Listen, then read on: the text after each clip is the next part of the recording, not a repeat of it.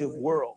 Some of you heard about it. Some of you asked me about it. It's about how in the future, according to the Bible, blacks will eventually rise over all other societies based on the power of Christ and his deliverance. It's a very power-packing book, has many scriptures in it, and it's a very, very deep book. I encourage you to get it. That book is $9.99 plus $2.95 postage and handling. You can write me here and you can get that. I also have another book called Brief History of the Illuminati.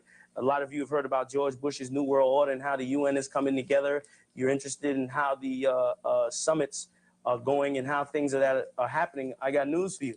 That is a pre-planned program that has started back in the 1700s. And it's right on up to the Bush administration. It is totally orchestrated by Satan. And this book is very, very heavy.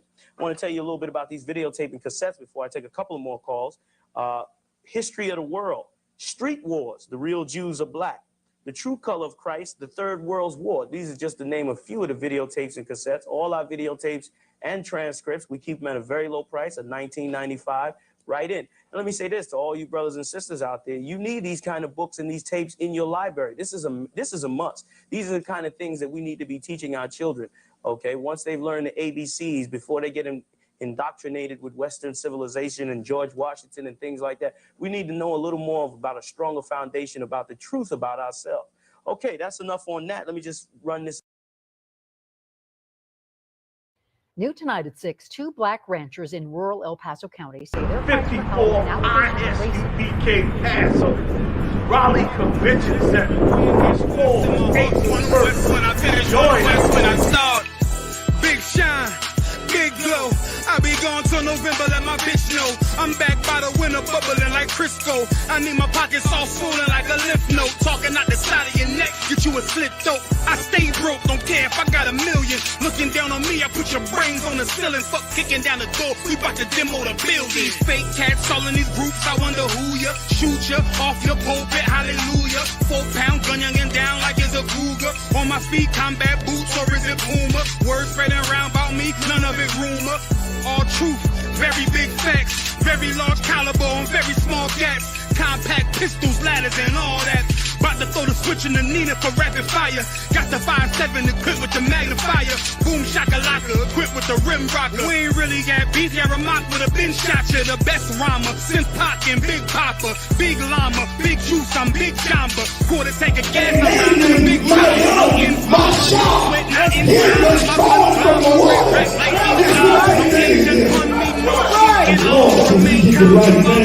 Cause he stood up with the Most High, and he's standing up with the Most High. He parted the Red Sea, and the entire nation of Israel walked out of slavery. One West bedded, one West pumping through my blood, don't forget it. One West in my brain, one West in my heart, one West when I'm finished, one West when I start. This is the Raleigh Convention Center. It's a big lobby too. Yes, sir. Yeah. Convention Center, taking it to the next level, worldwide. Yes, sir. So these are the 2 escalators. Yeah. Yes, sir. Yep. There's 2 here. So we'll be in A and B. Right? Right. So A and B. So we'll have from here to the back there. So coming up. Restroom. So A and B. Yeah. Okay. Okay. So from here, I believe. They said that corner, that corner that. Huh? From there, we're going to be done. Hey, let me tell y'all something, brothers and sisters. Okay, I want you to understand. I want you to understand something, and why this is so important. Because when Satan tried to overthrow the truth, it was but a handful, and I mean a small handful of brothers that came together. Big shout out to General Muhammad, General Maya, General Haas, General Shalmar, General Kathum Gabar, and General Q, and all the captains and soldiers that came through, and all the beautiful sisters. It was just a handful of brothers. Satan thought to overthrow this truth, which is why we've been coming together for 54 years to promote this truth, and why you got to be here, why I want you here. I'm just telling you straight up. You know what I'm saying? This ain't even a promotion. This is why I want you here. Take a look at this. Give me a panoramic of this right quick. all the way around.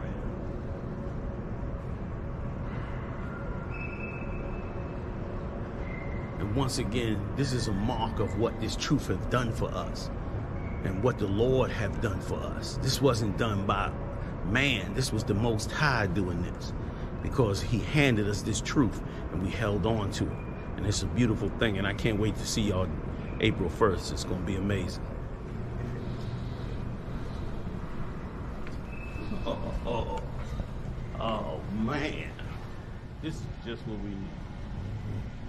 And I see why they said that we needed that level of sound.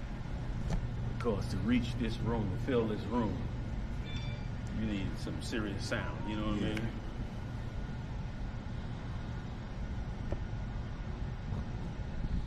So, yep, right here. Let me see if anybody in here? Good. Appreciate it. Yep. So this would be the male dressing room. Male dressing room. Okay. All right. Oh, it's nice size too. Okay. Yeah. All right, fam. This is a perfect male dressing room. You got bathrooms over here, showers. Turn around. You can take a look at that. I'll get in here and get set up. So do exactly what you need to do. You know what I mean? And once again, it's deserving of the brothers who have been so strong to hold us down for you to be just as strong and join them April 1st. It's an amazing thing. That's it. All right.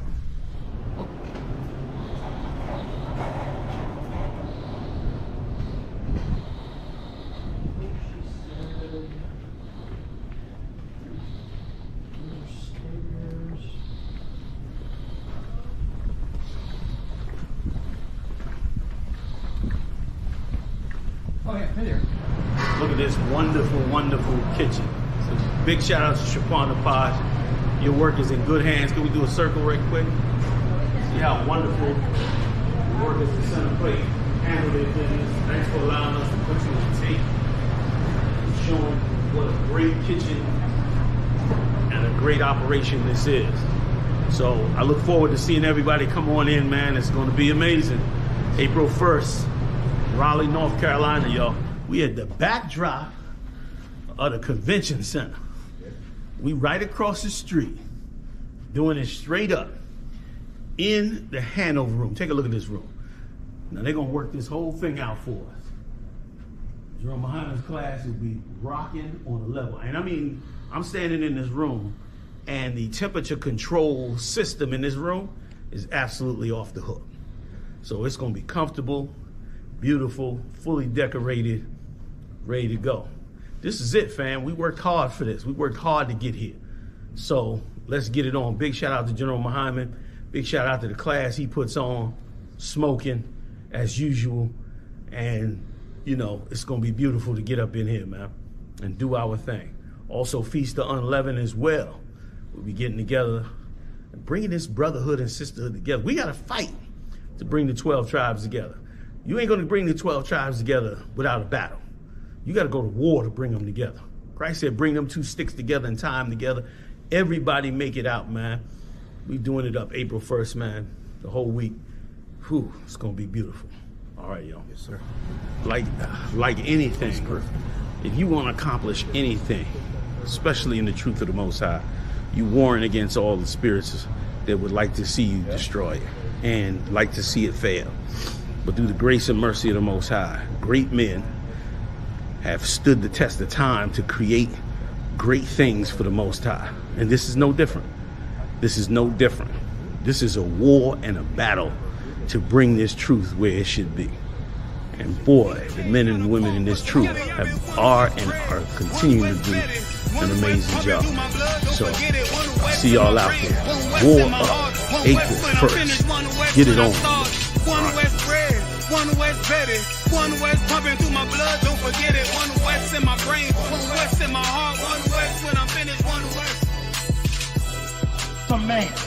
Anybody, God, they want all y'all to go worship some man.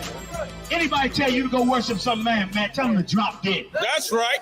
Anybody tell you to go worship some man, tell them to drop dead. That's right. Anybody tell you to go worship some man, tell him to drop dead. That's right.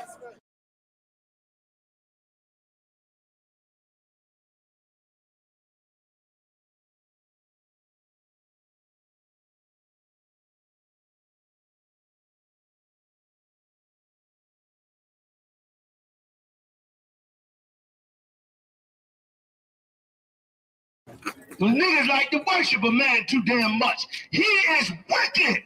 That's right. To even take that title is wicked. That's right. To even claim it is wicked. That's right. To disrespect the Lord is wicked like that. And to come up against me, once again, look at my tapes. All I've been doing since I was 17 is teaching and helping black people, waking them up, building camp. My name is known in the Hebrew Israelite world. All across this country, in the Caribbean, in Europe, everybody know me. The very first school that they was in, where do you think they learned from? I taught them. I came to Baltimore. I set up, remember years ago, 235 Park Avenue, that was my school. That's right. I taught them niggas in the 90s. That's right. And they gonna turn around and go worship this nigga, break off from me, go worship this nigga, and then turn on me. Well, I told them. God gonna kill that fat bastard, man. That's right. Some niggas gonna die. God gonna kill that fat bastard, man. That's right. Some niggas gonna die.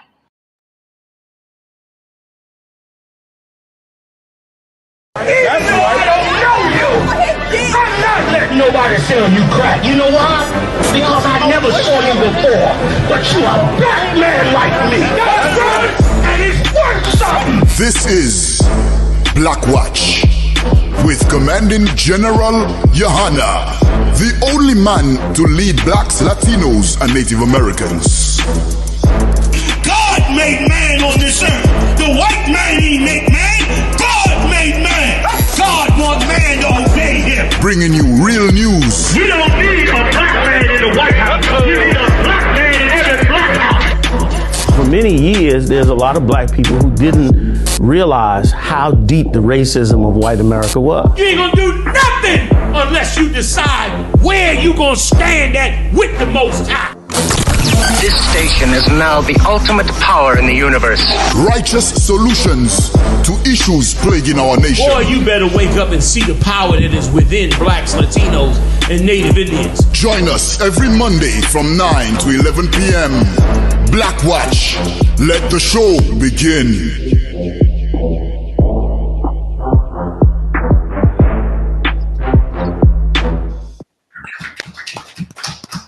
Let's get it on. Most High in Christ, clap it up. Here we are again, getting it on tonight. Stand by for Commanding General Yahanna. He will be here shortly to solve all of your problems and answer all of your questions and heal all of the wounds that your parents caused, that your preachers caused. We'll get it on tonight. We're here with General I.S.U.P.K. Give him a hand. Shalom. Officer Morale, Officer Yediah, the young brother, the trooper in the back. Give what's your name, trooper? Nathumyard, give him a hand. We're getting it on tonight. We're going to rock it out. We have the stories. We'll go into the Grammys. We'll go into the Grammys that happened the Oscars that happened last night. The Oscars, all of the black society in Blackity Blackville is into the Oscars. They believe in the Oscars. They gain their self-esteem from the Oscars, Maya. That's what I'm hearing. I'm hearing that self-esteem is gained from the Oscars. We'll go into the Oscars, the Grammys, and our oppressor society as a whole, because that's where you gain your self-esteem. That's where you get your piece of self.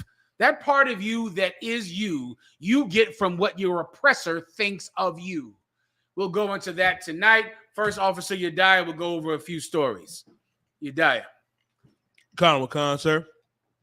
It's dangerous.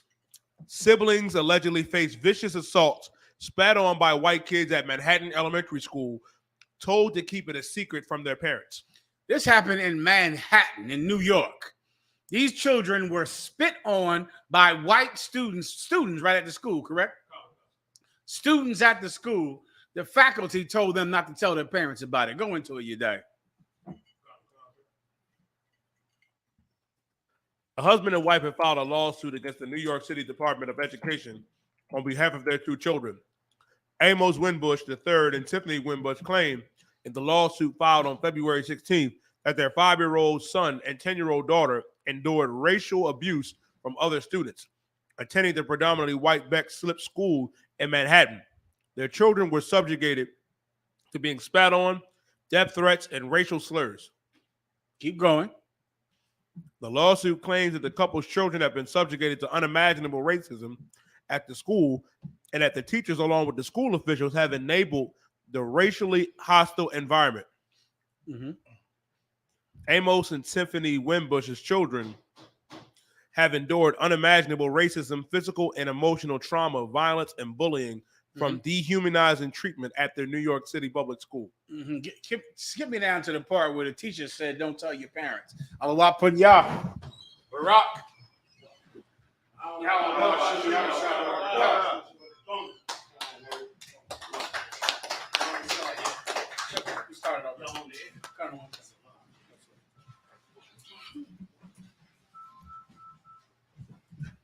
Clap it up. Let's get it on.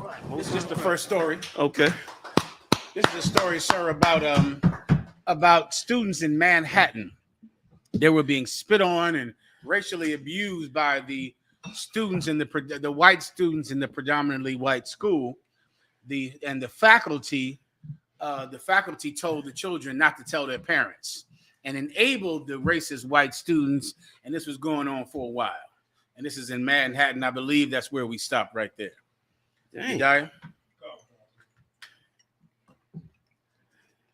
Teachers and school officials have fostered and enabled and perpetuated a racial hostile environment at Peck Slip, and that environment has emboldened students to harass and abuse the Winbush children, and physically and emotionally.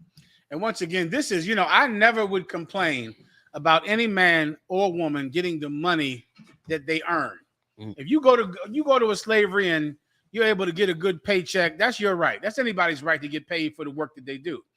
But what I cannot stand is that preachers get all of that money to be civil rights champions and they failed at that job.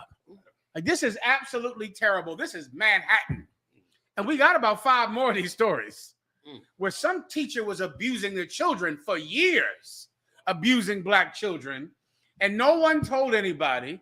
And the story is from last year, not from the 60s, not from the 50s. And your preacher got paid so much money and he did not do anything. He didn't work for his money. He got paid, but he didn't do anything. I thought the preachers, I thought they were supposed to usher us into a post-racial society. They were supposed to make all hands come together and black girls and white people and black boys join hand in hand and end racism. Meanwhile, you're getting spit on in the school. You're not getting hired because of the color of your skin. You're dying. The police are shooting you, and the preacher still got the money. He still got rich. This happened in Manhattan, sir. Keep going. Wait, skip down to the other one I just referenced. I believe that's it on that, unless you have more that's pertinent. A little bit more. Go ahead, please.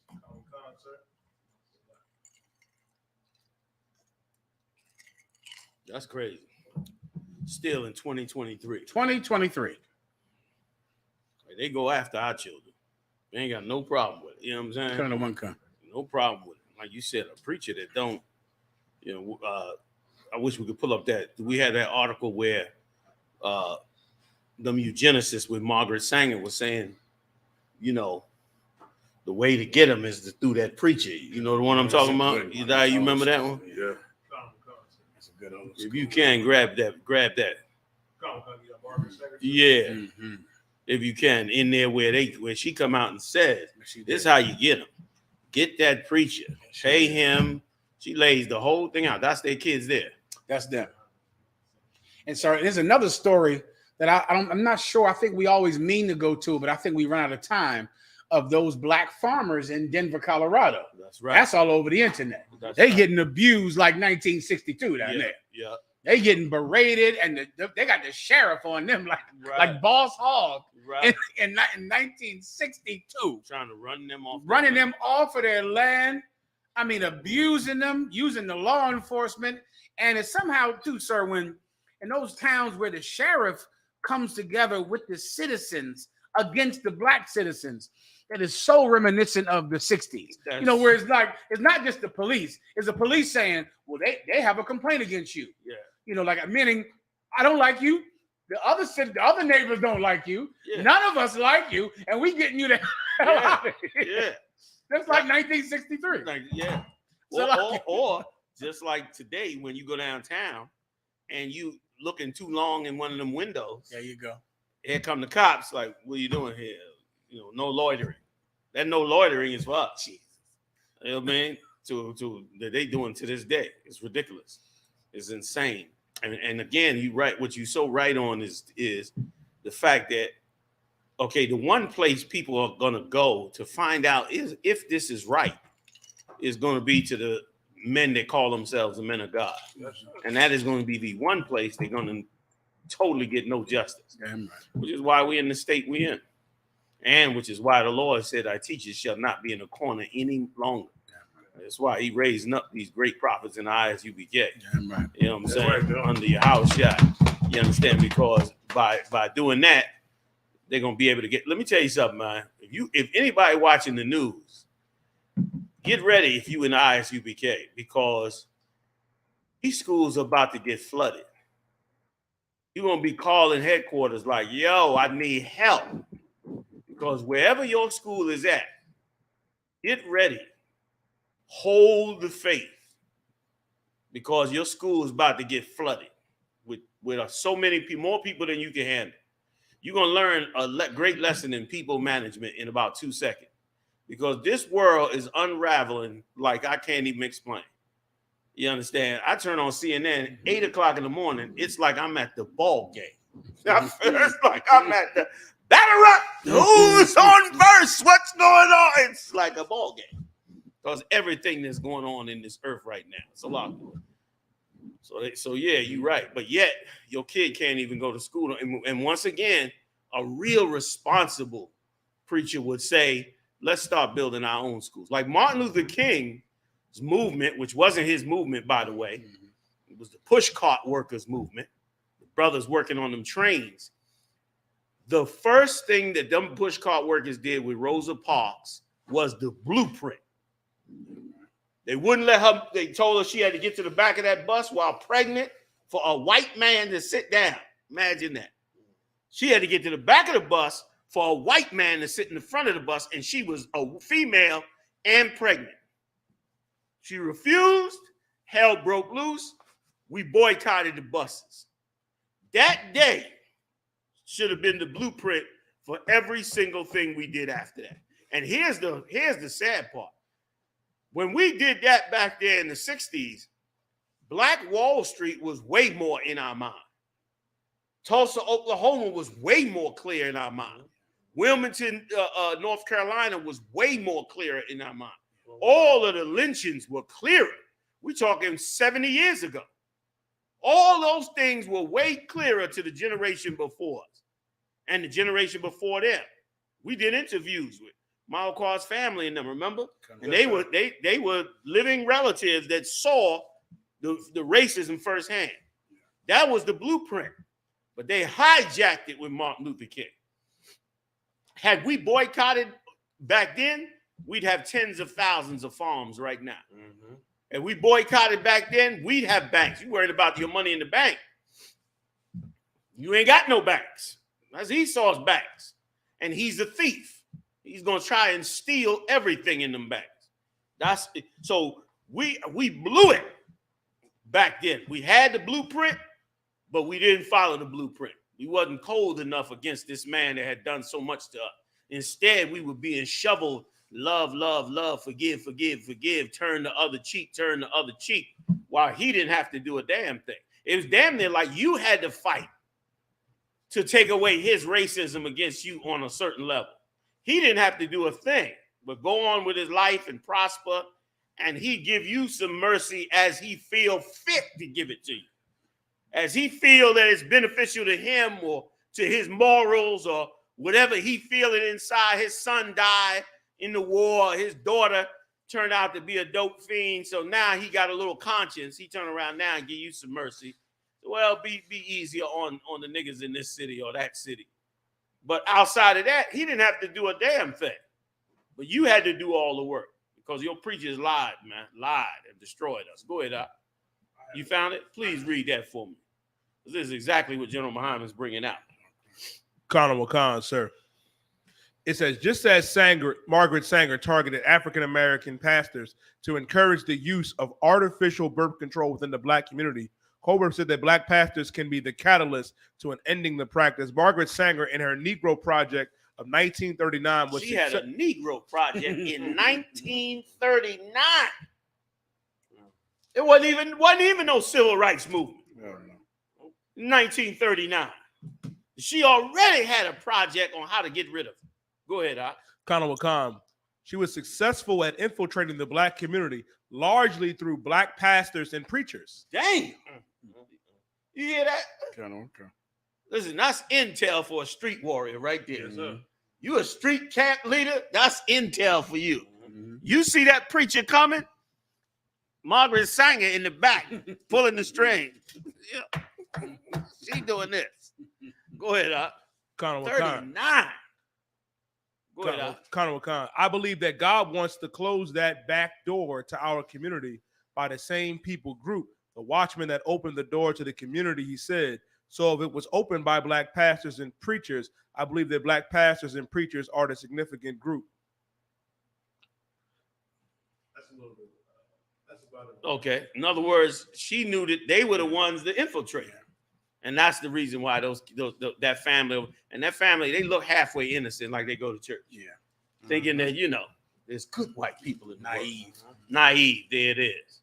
You know what I mean? Naive to where the place that we are. We very naive as a people.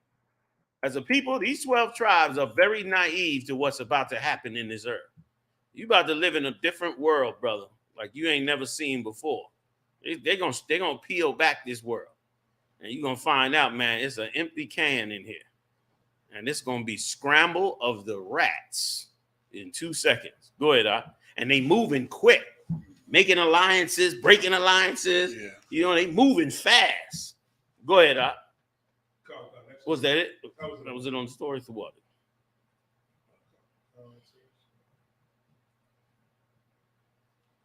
And watch it, and if I could, watch all the rules change. Like the rules going to change for everything in about 2 seconds.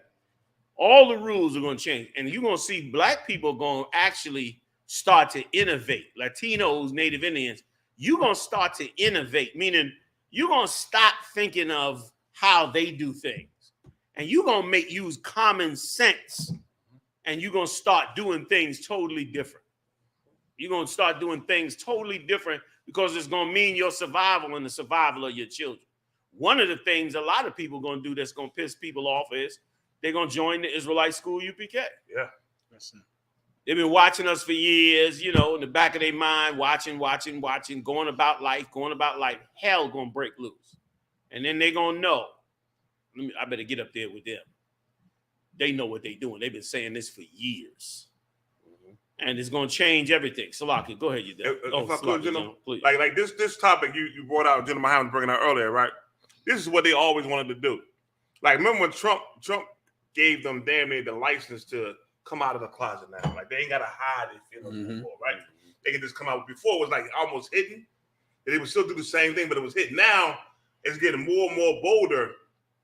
Them doing this here. And give me Ecclesiastes, the 13th chapter, verse 15, real quick. You understand? Because this is what it is, man. And the problem is the shepherds who are supposed to be over the flock of the Lord, they are not over the flock of the Lord. You are shepherds for money.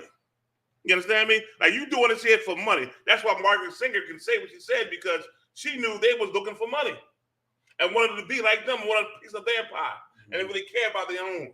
Yeah, that's heavy. You understand? They didn't want that. Now the Lord said this, man, every beast like his own kind. Don't be shocked and surprised at what they do. The reason you shocked, because you don't know the scriptures. You shocked because you don't know who you are. And you know the Lord called you to be separate from them. You want to interact with them. You want to interact with them. You can't help it. But you ain't got to look to be around them all the time. And you ain't take their mess. You do it because you're a good Christian. I'm going to go up in here. I'm going to be a good Christian. I'm not going to stoop to their level. Why are you getting polarized out here? Here's what the Lord said, brother. You got it for me, Yediah? Read, out. Ecclesiasticus chapter 13 and verse 15. Every beast loveth his like. Say it again. Every beast loveth his like. Go ahead. And every man loveth his neighbor. You see that, man? It's setting you up, let you know every beast get down with themselves. The dogs don't hang with the wolves. The wolves don't hang with dogs. The dogs don't hang with foxes. Foxes don't hang with dogs. Every beast loves his own kind. And by this happening right there, they'll let you know they love them, their own kind, and not us. Keep on reading, brother. Verse 16. All flesh consorteth according to kind, and a man will cleave to his like. And a man will do what, brother? Cleave to his like. Will do what, brother? Cleave to his like. By them singling out them young kids in that school, you know what I mean? He is letting them know that we cleave to our own kind and not them. Like, you separate from us.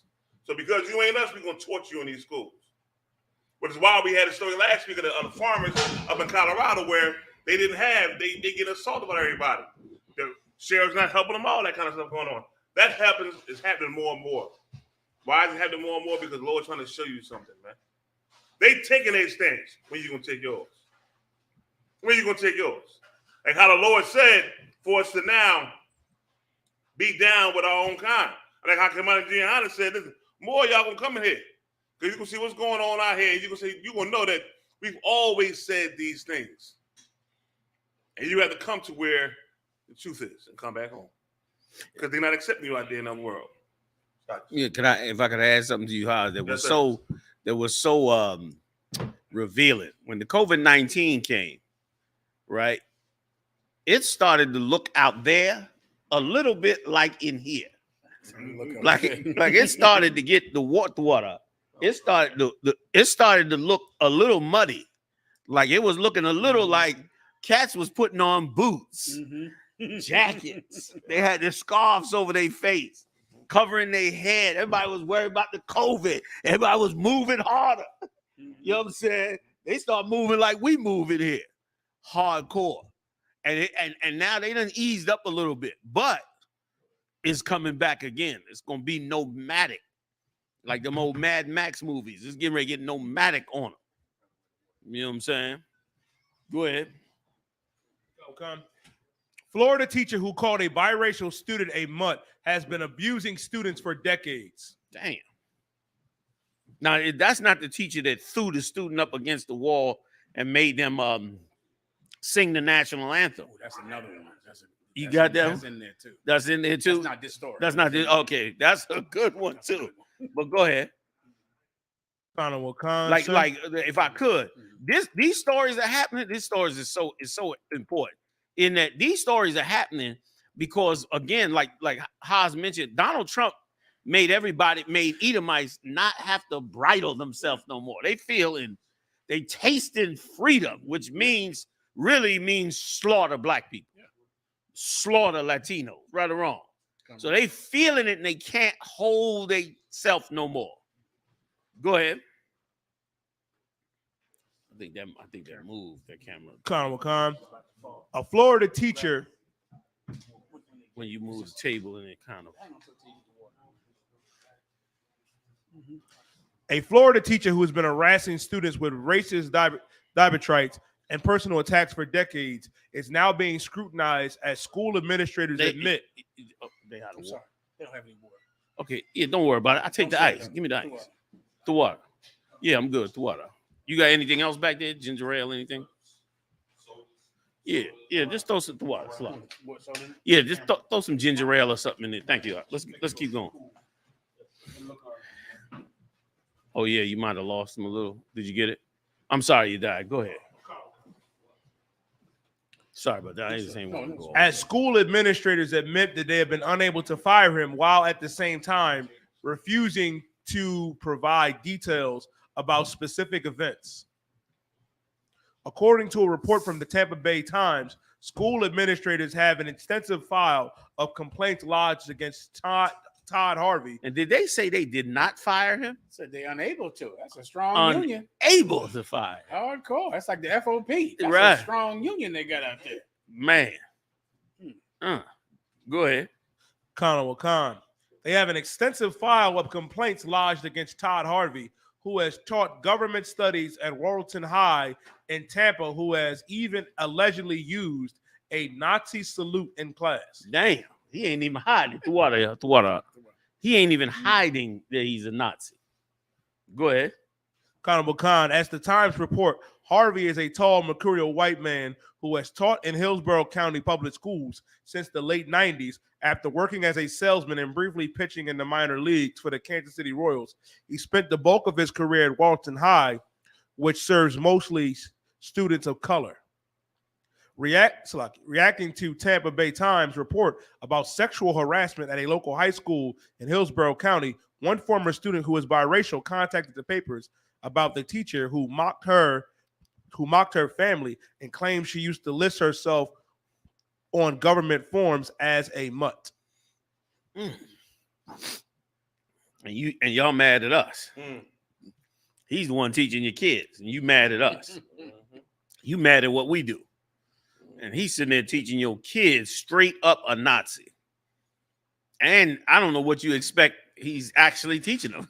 Like, he in the inner city, he probably loves it. He probably loves that job.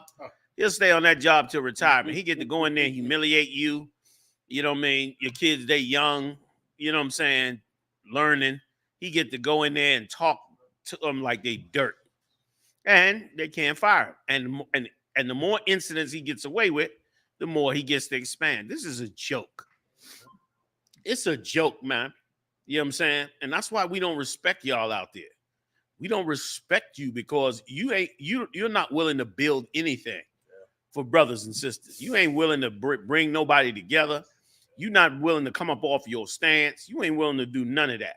It's all right, though. We'll do it ourselves. We'll handle it ourselves. And you're going to see it when it comes to its full power.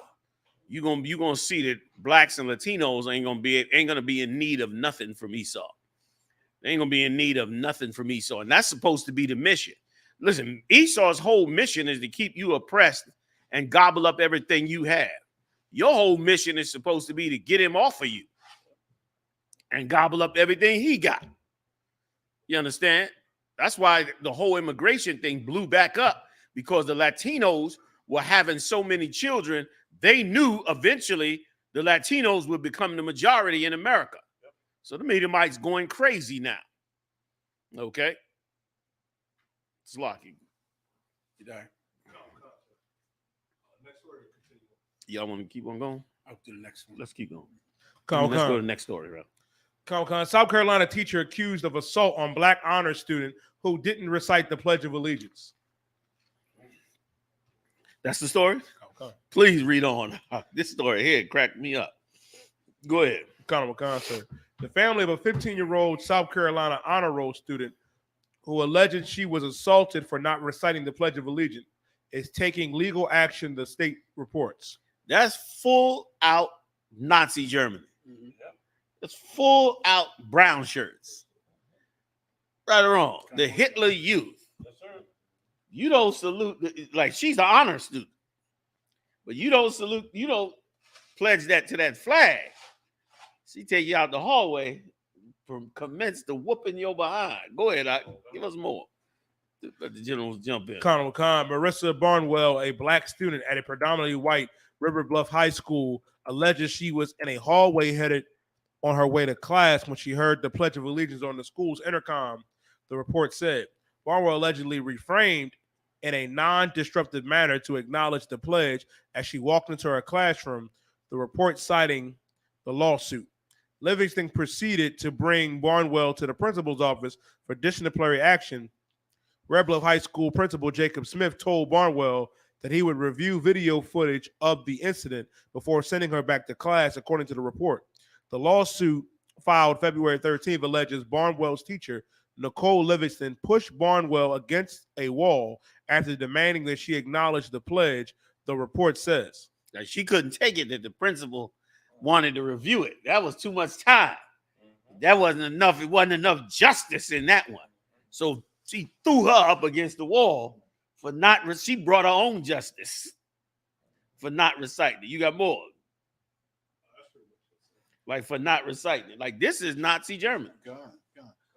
I'm going to say, Johanna went through something with one of his teachers in high school about sitting down during the Pledge of Allegiance. I forget what he told me. I forget the details, but he said she ain't coming right with his grades or doing something, and she always mad at him about not pledging the goddamn allegiance. Right. I lost my mind. I think I must have CC'd every teacher in the school and blazed on this one teacher, and she would not call me back. Eventually, Edomite man called me back to calm me down. He said, "Please, we're handling it. It's to calm down. I know it was a misunderstanding. It was a whole goddamn mess, but I wanted everybody to know about this war. Because I told him I'll be up there. Next time I'm gonna be in your face. Yeah, right. So, he held his ground, Go ahead, you want to. I got it. Go ahead, you want to. They try to recruit you into the Nazi youth, huh? Try to make a brown shirt out of you. He said, "Hell no." You know, man. And y'all. I was just gonna say real quick, and y'all mad at us. And look how the brothers in here raising their sons. They raising their sons up not to be like your Christians are in the church. They raising up warriors up in here. And them sons is growing up and they not pledging no allegiance. We ain't doing Nazi Germany again. We ain't doing that. Like that's why them kids all caught up. Because their parents ain't in here learning the truth and spreading it out to their children. Instead, they being taught to be compliant to them people. Salaki, go ahead. I was going to just back you up and give you some absolute proof that it's just like Nazi Germany. This is a movie. This is pre-color. So this is like 1930, 1929. Can you play it? I can't call it. This is from 1929. This is the original Pledge of Allegiance. The way that only your great-grandparents could remember it. I don't know if we can play it. I can find a picture if you would like. You probably got to go with a picture. So I'll find it, sir. No sweat. Because okay, but get me right on this. Okay. If I remember correctly, they had to do it like that's the original. The original one, they had to throw the arm. The original is I pledge allegiance to the flag of the United States of America. Yeah. That's the original. Yeah. They changed that after World War II. Yeah. Because they had beat the Nazis, right. But even after World War II, you still had to do this. Leave it here, but it started like boom. Yeah, we used to be that. Then they just said, all right, we're going to just stop here. So you still had to halfway it. You know what I'm saying? Pictures, if that helps. There it is. There it is. No, that's it. Like that's straight up indoctrination. And here's what, if I could, here's what's crazy about it. The United States Constitution is based and designed for you to be in opposition of the government to keep the government in check. That's the point. Yeah. The whole point of it is so that you keep the government in check. But meanwhile, Trump changed all of that. Now you don't keep the government in check. Now you get it down with the government, or you know, he ready to get you out the country. I was looking at the story the other day. It says pro-white educators will be paid to teach neo-Nazi ideology to young homeschoolers under Ohio's new proposed law. All that marching. That's a lot of marching. That's a lot of marching. That's a lot of marching. Yeah. A lot of hurt feet. For nothing. Damn, for nothing. And listen, I listen to what GEN.YAHANNA said, right? I remember when I did it with my kids, and I remember the teacher asked me, well, what do we do? What can we do? I don't want to offend you. I said, they're not pledging allegiance to nothing. And that's it. Don't ask them to stand for nothing. They ain't doing it. And one day, I dropped them off from school. They were young. This is when when I was like in maybe, I'm going to say 6th grade, 4th grade, somewhere around there. So I said, I dropped them off from school. I said, I'm going to wait and see. And they did the bell, and all the kids did this here. And I did like this here, look. And my daughter like this here. Stand there, hand down to the side. Looked at my son, did the same exact thing. I said, there you go. That's what I'm talking about. Damn right. You know what I mean? Listen, the truth, like how the Lord said, it was going to set you free. But you got to have the heart to really live this truth. You can't talk about this here. This ain't just talk. You got to live it. And you got to show your kids how to live the exact same truth, man. That's how it's supposed to be done. Why do y'all hate Christianity? Because you see the hypocrisy in the Christians. You go to church, they say one thing, but you see them doing the next. You understand? They say don't do X, Y, Z, but everybody in the church in the basement having sex. Everybody know about it. You understand? So this ain't that here in the UPK. This is you're going to do what the Lord say do, and the whole earth going to see you doing it. In the story. That's it. Simple. You understand? Stop. No, damn right. And Christianity today is really, it's not even. It's the ideology of America. Mm-hmm. Like if you go to church from your youth up and you stay in church, you're gonna be the best American you could be. Right or wrong. That's what you're gonna learn how to be. You're gonna be that. You're gonna be, you know what I'm saying? And you're gonna take every aspect of it, including hating black people. Even though you black, you're gonna still hate black people. You're gonna still hate Latinos. You're gonna be everything America wants you to be. You know what I'm saying? Yeah. If I could, John, one more thing. When my oldest boy went to college, and he went to Valley Forge Military Academy, right? And they were trying to get him to shave, right? And I had to visit him when he first got there. I sent him a letter, an official letterhead, and said about him shaving. They left it alone. A new commandant came in, right? And he went and reviewed everybody and wanted him to shave. So he called me, you know, something. I said, no problem. Someone give me a call, right? I submitted another one. So he called me. He said, hey, how you doing? Something, this, another. And I said, how you doing? He said, yeah, I'm calling about your son, the grooming standards and this, that, and other. You know, I see that you was in, you know, he found out I was in the Esau military too, and we was actually the same thing in Esau military. I said, yeah. I said, well, that's not how we live. He said, well, how did you fare when you were in the military? How did you get away from the grooming standards? I said, well, when I was in Esau military, I didn't know what I know now. So I did what he said in the military. I said, but now I do know. And this is my heritage, this is my right. And my son is not going to shave his face. That's it. It's simple. That's our right. I sent you the letter. And I don't think we got much more to talk about. He said, you know what? You're right, Mr. Owens. Left me alone, and that was it. Done deal. Okay. Done deal. You know what I mean? You got to stand on what the Lord said stand on. That's the issue. You got to stand on it. It ain't really hard. The hard part stand on it. You got to stand on it. That's all simple. Stand on it. Live it. And you'll be all right. Lord be with you. Right, no compromise. No compromise, you know. You die?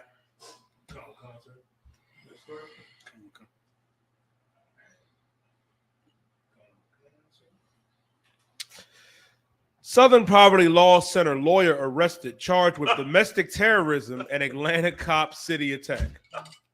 He attacked an Atlanta cop? There you go.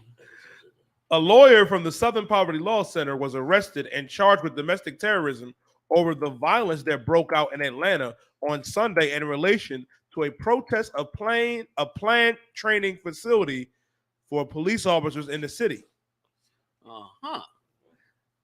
When the last time y'all been arrested for domestic terrorism? Never, sir. Never. But according to him, you an extremist group. Meanwhile, he out there throwing Molotov cocktails in Atlanta at the police training facility. Give us a little more if you could, you die. Like, this is a joke, which once again shows you all they did was really perform terrorism against us. All they did was perform defamation against us. Yep. You know what I'm saying? Because we ain't never been arrested for domestic terrorism. Go ahead, Al. I bet you he ain't on no watch list. Come. An employee at the Southern Poverty Law Center was arrested while acting and identifying as a legal observer on the behalf of the nation's National Lawyers Guild, the NLG. The employee is an experienced legal observer, and their arrest is not evidence of any crime, but of heavy-handed law enforcement intervention against protesters. The Southern Poverty Law Center said in a statement Monday. Thomas Webb Jurgens was among the listed 23 suspected domestic terrorists released by the Atlanta Police Department on Monday. Violence broke out in Atlanta on Sunday after protesters planned a police training facility, hurled bricks and Molotov cocktails at officers, and set cars on fire. The Atlanta Police Department revealed all the suspects are from out of state or from another country, except for 2, including Jurgens. So that's his hometown. He over there burning up cars and throwing Molotov cocktails in his own town. Like if I could, that's how they do. Like they come from out of town, and get together. But when they come in town, everybody know they coming. If this cat's supposed to be just a journalist, why he ain't hooked up with them?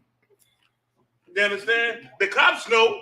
Like they do research, and they know who these cats are coming to incite riots and they locations. They know. They got the files and records on them, and he get locked up. And observers don't do that. No. Observers don't throw. Observing means watching. Doesn't mean throwing over. That's not observing right there. You're doing a little bit more than that if you're doing that. You know what I'm saying? Now that training facility has really got people upset because they built a city. Y'all familiar with it? Built a little city out there, I heard. They're gonna be running indoor, kicking indoors, and you know, playing. Probably got loudspeakers playing.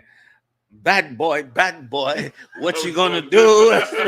As they run on down the damn street, kicking your door. They're gonna have a good time on that training facility.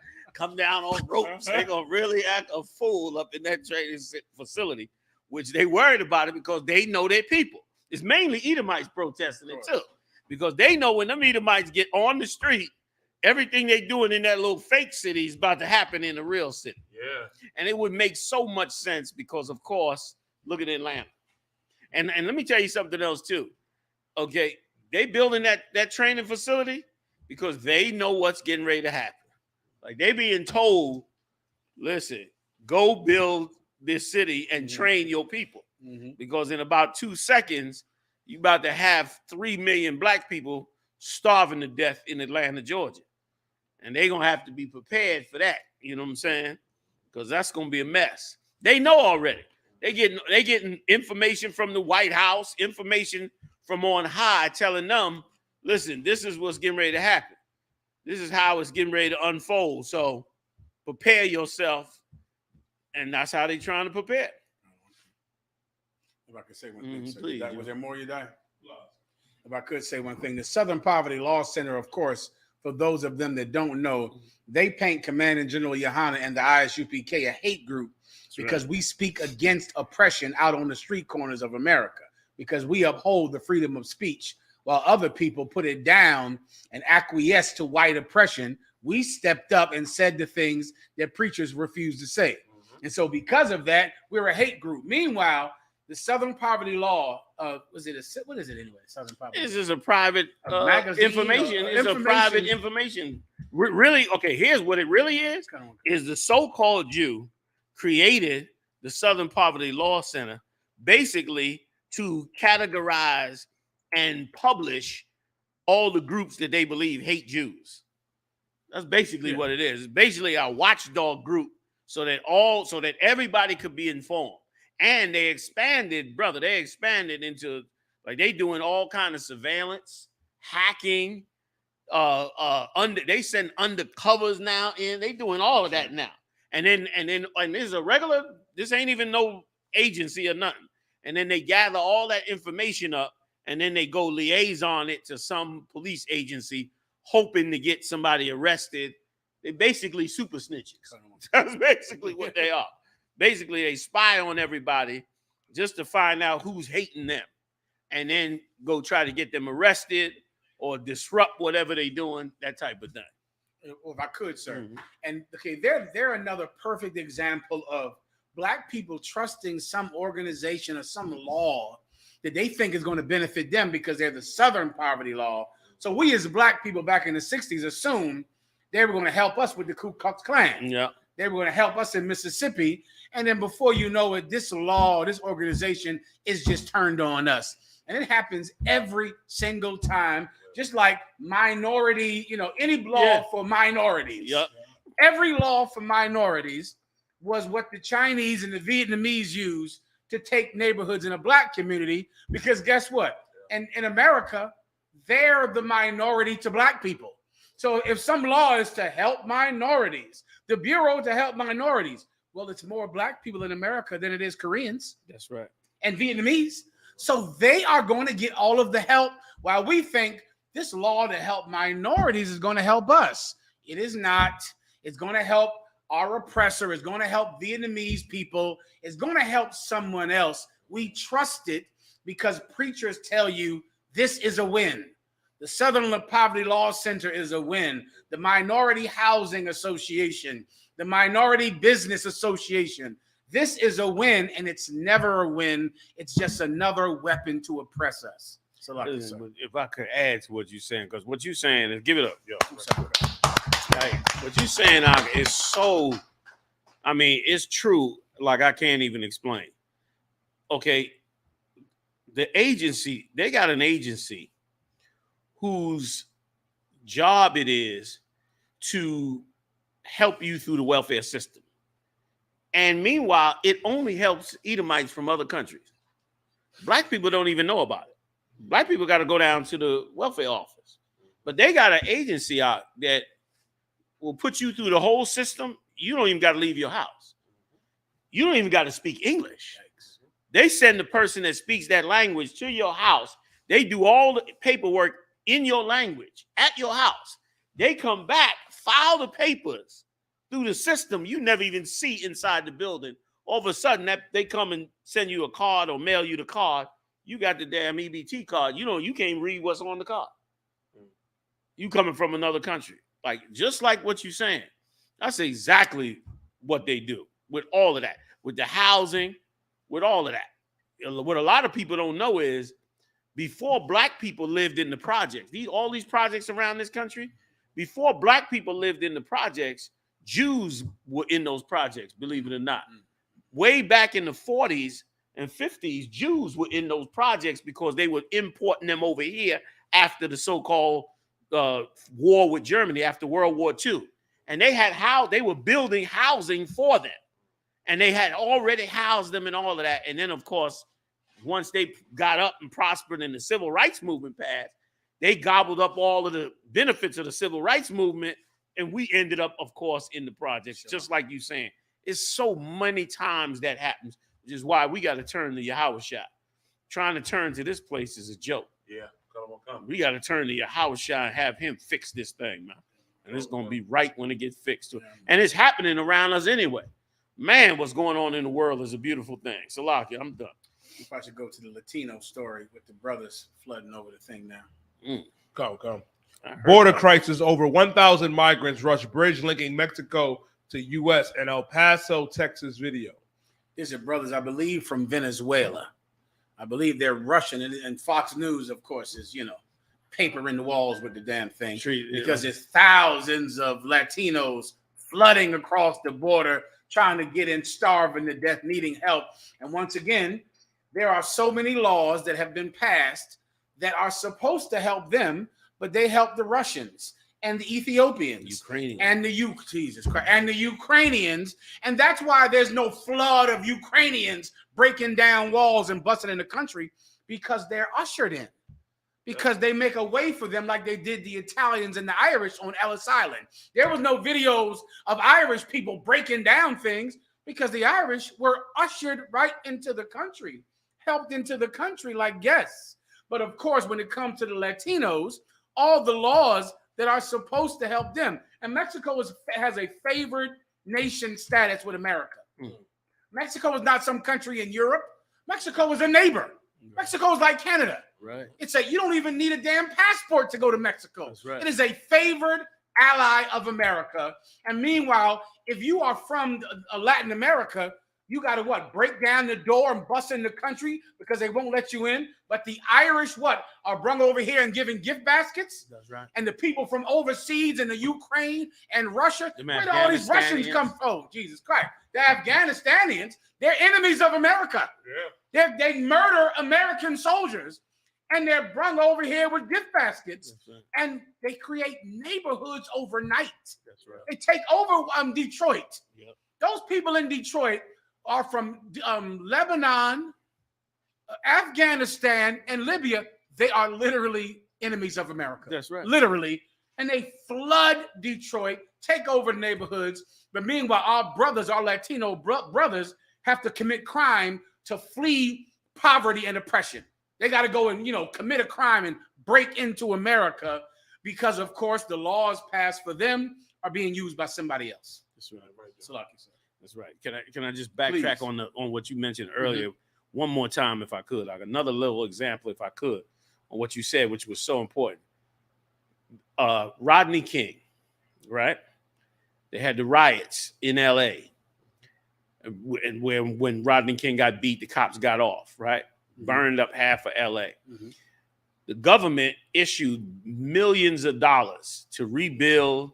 Plus, they had a ton of programs, build parks and, youth they just poured money in there. If you go over there now, all that money went into the Korean area. And that was the area that was shooting at us. That's right. Little Korea, they used to just have food trucks damn near. Food trucks and little hardware stores. You go over there now, they got high-rise buildings and everything. They got a whole economic neighborhood. And I told you, I was particularly pissed off when I saw that video where that Mexican brother came, he in LA, he go over by the Korean area with a food cart selling hot dogs or something. And them Koreans went off on him. They went, what the hell you doing over here? This Koreatown.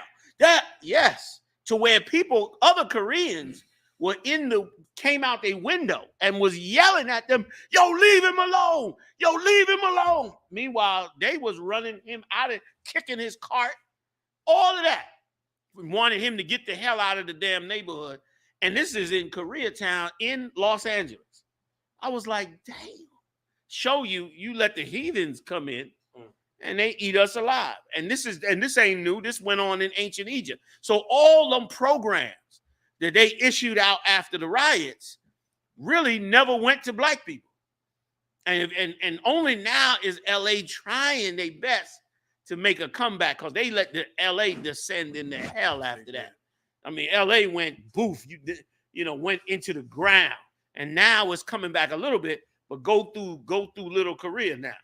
They call it Koreatown or something like that. And they doing absolutely amazing. They got terraced, apartment buildings with terraces on them and restaurants. And, they got whole food truck parks. They used to just have food trucks on the street.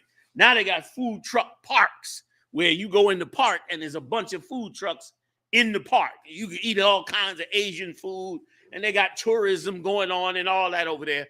Meanwhile, the ones that was on the other side who was angry over being beat by the cops, we still over there starving. We got poor leadership. No, strike that. We got horrible, evil leadership. Damn right, John. The worst of the bunch, man. Talked about in Deuteronomy 33. Salakia. I'm done. Good. Salakia. Damn right. You want to say something, you done? I'm going to say what y'all bringing out, sir, is so heavy. Commander Gen.YAHANNA. When I see this, sir, I see 1,000 of our Issacharite and Asher brothers, wanting to come over here to the so-called land of the free. And I just think back on how they let 1,000 Afghanistanis come over here and stay in Airbnbs and hotels. And then I think about, them 1,000 Haitian brothers and sisters that got whipped on horseback as I see them barricades, as I see the mob squad coming out there to push our people back. That's why I say Barakatah Yahweh Yahweh for the I.S.U.P.K and the Commander Gen.YAHANNA, sir. Because we actually give a damn about Blacks, Latinos, and Native American Indians, sir. So look. Listen, you so right. The Afghanistanians came over here. Do you know that the State Department put together a welcome team? They had a welcome team. Black people was on it too. To where they was coming off the plane and they was out there with flowers and music, welcoming them off the plane. But what was even worse, in my opinion, what was just amazing was, did y'all see the footage of when the Ukrainians were coming across the border and they had separated the two lines? Brother, at the border, they had a Latino line and a Ukrainian line. And brother, the Ukrainians was going right through. Meanwhile, the Latino line was long as your eye can see. But the Ukrainian line, they going right through. And listen, not only was they going through, but they had a seating area for them. Like after they came through, they had a whole area where they was able to sit down and relax and wait for the border patrol to go through their paperwork. And you should have seen the border patrol. You know what was so beautiful about it though? Them brothers, those is brothers too, most of them down there on that border patrol. And they've been treating the Latino brothers bad. That's right. You saw the way they dealt with that Haitian brother was trying to whip him and curse him out for food, over food. And they've been treating them Latino brothers bad. But when they had to let the Ukrainians come through, they felt their brotherhood there. It was like the Ukrainians was coming in, and it was like they didn't know how to handle it because they was told, let them come through. And then you could see it in their face. Their face start changing. They start looking at their people. They start seeing, dang, I've been treating them bad, but I got to let them through. I can't say nothing to them. And then they start picking up. You could tell, you could see the confusion was coming on them because, of course, then they really realized who they working for. They really realized who was you. Oh, yeah, you got some photos up. I mean, they came through, brother, like it was okay. Look at it. Had all setups, had food waiting for them. Meanwhile, the Latino brothers and sisters was in the sun with their kids.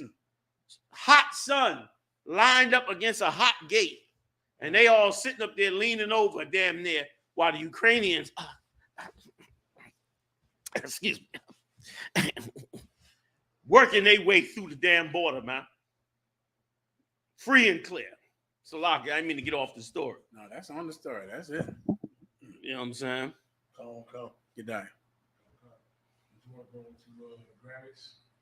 It's too early? Seem right? Okay. If I could say one last thing about this then, sir. If I could, just with your permission, just dispel the great myth of the immigration story in America. The immigration story in America is every year, forever, since what, the 70s? Since whenever, Hispanics start to, Latinos start to come to America. Right. Here's the great myth. There is room in America for everybody. They should just all come in. Just if America had any sense or any kindness, they would just let them all in because there is an abundance of space in America. There's damn near nobody here. Yeah, you're right. There's no one here. There's space for everyone. I drive by in Philadelphia. There's whole high schools empty. That's right. There ain't nobody in that high school. It's sitting there. No. There's space. The middle of the country is just no one. It's just no one there. In the middle of the country, there's people here, people there, and no one anywhere else. You go 10 minutes outside of any major 10 city. minutes. It is nothing but woods. What is the problem? Just let them in. Just treat it like you did Ellis Island. Just bring me your poor, your wretched, your soul seeking to be free. Just let them. I'll make it more simpler. Treat them like they're white and let them in. That's right. Treat Latinos like they're white and let them in the country. That is the obvious solution to the immigration problem. That's right. Salaki, sir. And if I could, Please. all right, General, if I could just add to what you're saying on why we have an immigration problem. We have an immigration problem. It's real simple. The reason we have an immigration problem in the United States is because the Republicans will not pass any immigration reform laws. And the reason they won't do that is because, of course, the bulk of the Latinos are going to vote Democratic. Mm-hmm. Basically, if they open up that border, that's the end of the Republican Party, because all those Latinos are going to come in, and of course, they're going to go Democratic. And so this stays an endless fight. The Republicans block them. The Democrats try to go around the law with different laws to try and let them in. The Republicans stop them on different voting laws. The Democrats try to create a law. And that's why Donald Trump ran everyone out he could. I mean, he tried to get every black and Latino out of this country that was not a U.S. citizen. Them ICE agents ran them out by the truckload. And that was to bolster the Republican Party. So really, this is just a political football, and they don't care what happens to these people's lives. You know what I'm saying? And meanwhile, the reason they at that border, it's another thing that don't come out. The reason they at that border is because of the policies that's being done in their countries by the United States. As simple as that. Like, what they, like you said, they should just open up the border, because you bombing their countries, you taking over their wealth, then they should be able to just come into the country and, you know, participate. And like you said, brother, it's so much that could be built. There's plenty of land out here. I mean, it is land. You go 30 minutes into the woods, you meeting lions and, you know, mountain lions and 800-pound bears. You know, go ride an hour into, you know, straight north or straight south or wherever. You running into bears and snakes and cougars, and you are all in the woods now. You know what I'm saying? Everywhere. So just to add to what you were saying. You got it. There's not one more though, you die? Oh, come. Go ahead. Colin Kaepernick says his white adoptive parents perpetuated racism and anti-blackness. You look like a little thug. I didn't know, but Colin Kaepernick, he must have been adopted by some Edomites. Okay. And they raised him, and that's what they said to him. He brought that out this week. Yeah. Go ahead, explain a little more, you there? Khan. Athlete turned activist Colin Kaepernick is opening up about his upbringing in a new graphic novel called Change the Game. While promoting the book, he's also dishing on how Rick and Teresa Kaepernick, his adopted parents who are white, perpetuated anti-blackness and put him through very problematic things. Colin's commentary came by the way of a sit-down with CBS. During his interview, the former 49ers quarterback acknowledged how his parents, who had been in his life since he was only 5 weeks old, love him dearly. However, their biracial adopted son nonetheless still went through a very problematic things growing up. As a result, Colin noted that it's important to show how some of these experiences, which included his parents' pushback against him embracing his blackness, played out. I'm sorry, was there more?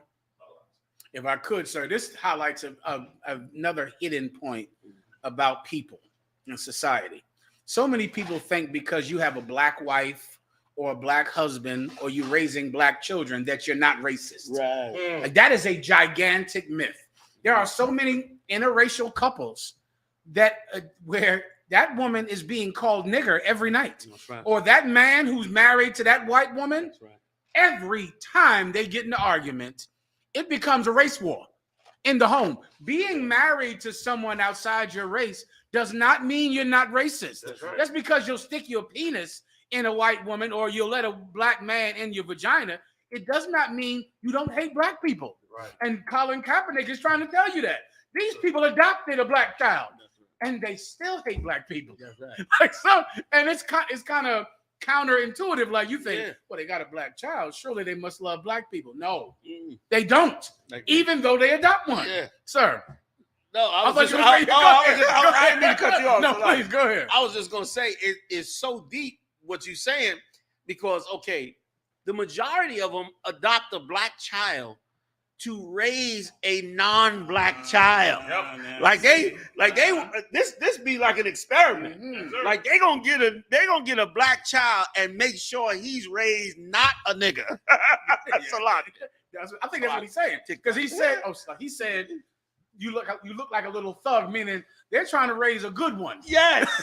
Like they want to prove that it's not them. They want to prove that places. Yeah. They want to prove that the way we're acting in the hood is not a result of them. That's right. And the proof is supposed to be this little black child.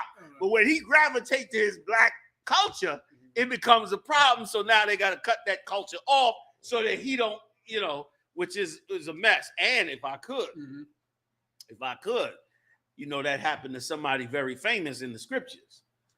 Okay, that's exactly what happened to Moses. Yes, it is. Yeah. And Moses did exactly what he did. Yes, Moses rejected the Egyptian lifestyle and went and sought out his brother. I'm sure the Egyptians was like, you know what I mean? I'm sure the Egyptians was like, you trying to be a thug. You know what I'm saying? And he got away from that nonsense. You know what I'm saying?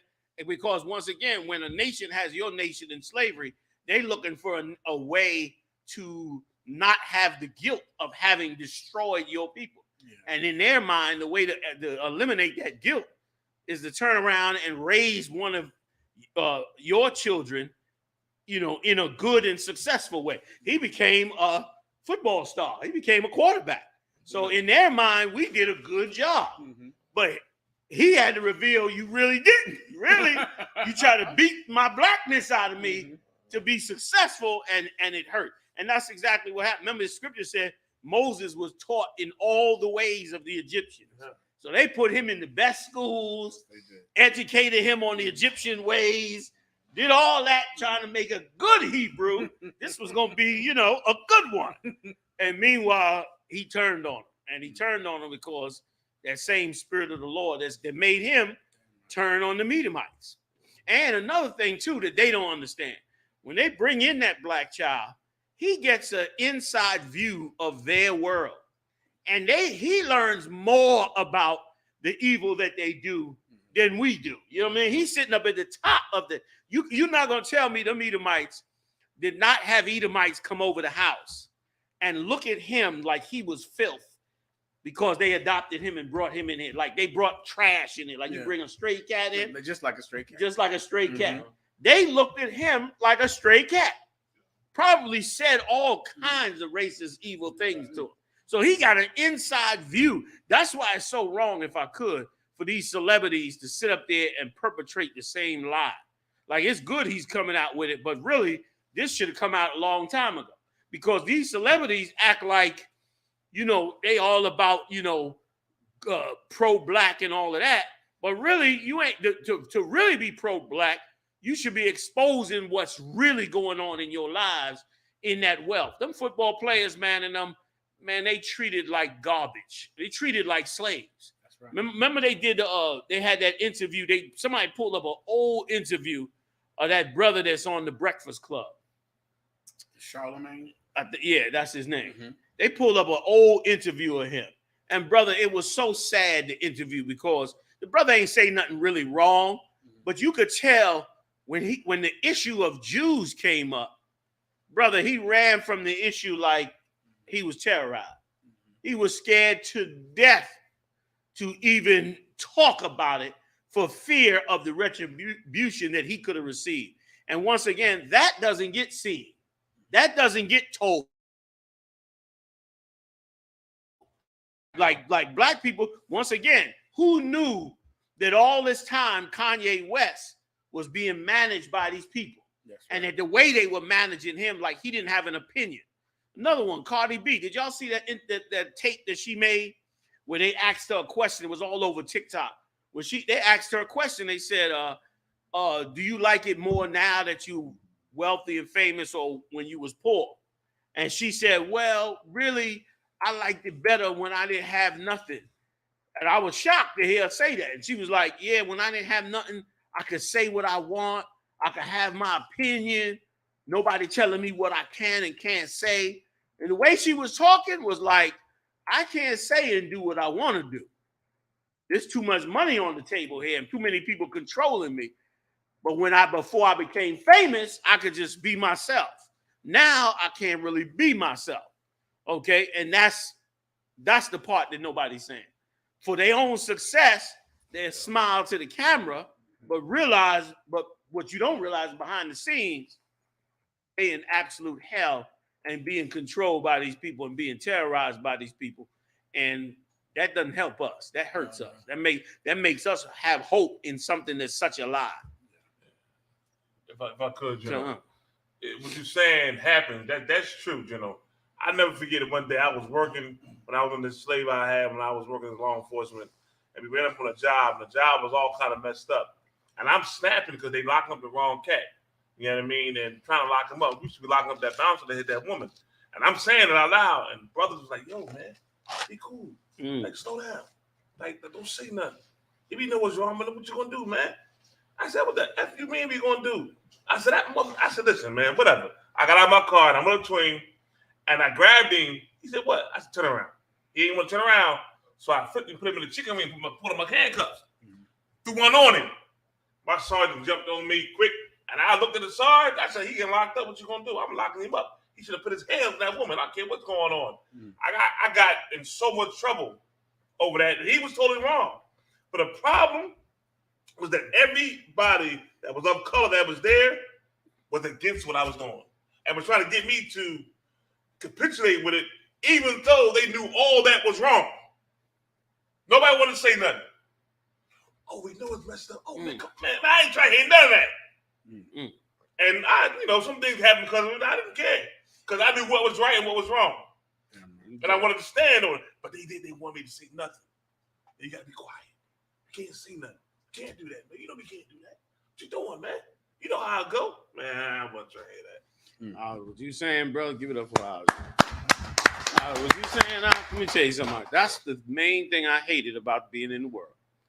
I hated that I hated working with brothers who would turn on you in a drop of a dime.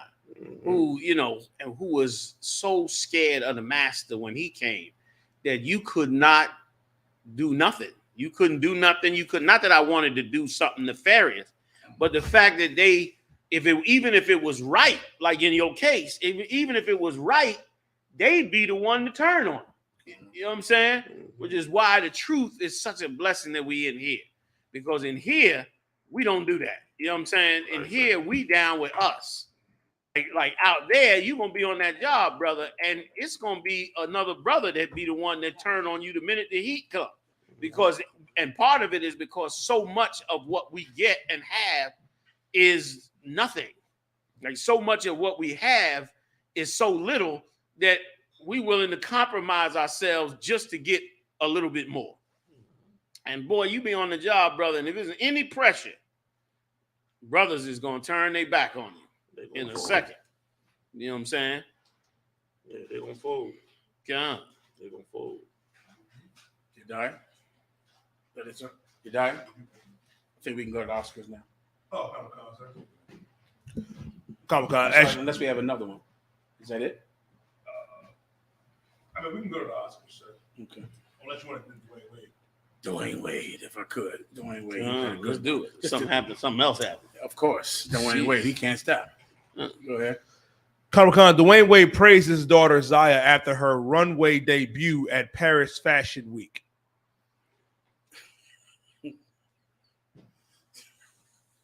This is sad, isn't it? This is such a joke. If I could, sir.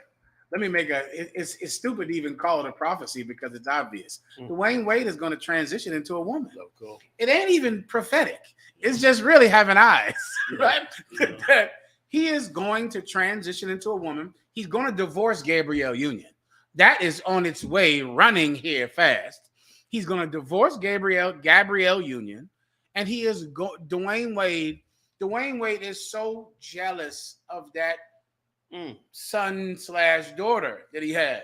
He is jealous of her, and he is absorbing his son's fame. It reminds me so much of Bruce Jenner with those Kardashians. Every time I see it, I can see when Bruce Jenner had to get on that reality show, and the Kardashians were going down the fashion aisles. What's that thing called? The runways, going down the runways, on the covers of magazines. And Bruce Jenner was always there, kind of supportive, but jealous and wishing he was the prettiest girl in the room. And then he just divorced his wife and he became a Kardashian. Damn. And Dwayne Wade is going to transition into womanhood. He's going to divorce Gabrielle Union. And now he's going to be the prettiest girl in the room because he is jealous of this little boy. And furthermore, how do women let these men take all their jobs? For the life of me, women battle every day about equality in the workforce. Right. That's constantly on TV. Right. That women need equality in the workplace. Men get paid more money than women. What has he done to be in a Paris fashion show? Has he been modeling since he was 12? Those little girls who are models, their feet hurt because they've been breaking their feet, cramming their feet in tiny ballet slippers since they're 9. Since they're 10 years old, walking the runway with the books on top of the damn head, walking and hurting their backs. By the time they get 20, their backs are shot. That's right. Because they've been modeling and walking since they're 9 just so they can make it to the Paris runway. This cat puts on a dress last year, and he is on the Paris runway today. Where are the women's groups fighting for equal opportunity for women in the workplace? He's taken all of your jobs. These men dressed like women, these transgenders, are going to take every job from a woman. It is, you can't miss it. It is obviously about to happen. I wouldn't play the video if I would. You're right. But I mean, you could play that still shot. I mean, that's a joke. Listen, and the thing is, this ain't a little boy. Like, this is a athlete son. Yeah. So he's big and broad, and they trying to make him He's a a point guard. He's a point guard. Point guard trying to be a debutante. You know what I mean? He damn near 6 feet already, trying to be, you know, a ballerina. It's a joke. It's a joke. All those little girls, man, I feel sorry for you. All those little girls who practice so hard to make it to Paris. Man. They work so hard. They practice so hard. You know how many competitions they have to be in? How many they have to win? It's just sad for little girls. I mean, thank God for Commander General Yohanna and the UPK fighting for women. A lot of we out there. Fighting for women. Damn right. Like, this is a joke. Look at that, brother. Look at that full out man neck. He got a full out man neck. Look how he walk all lumbering down there like a point guard. Right. Lumbering. Right.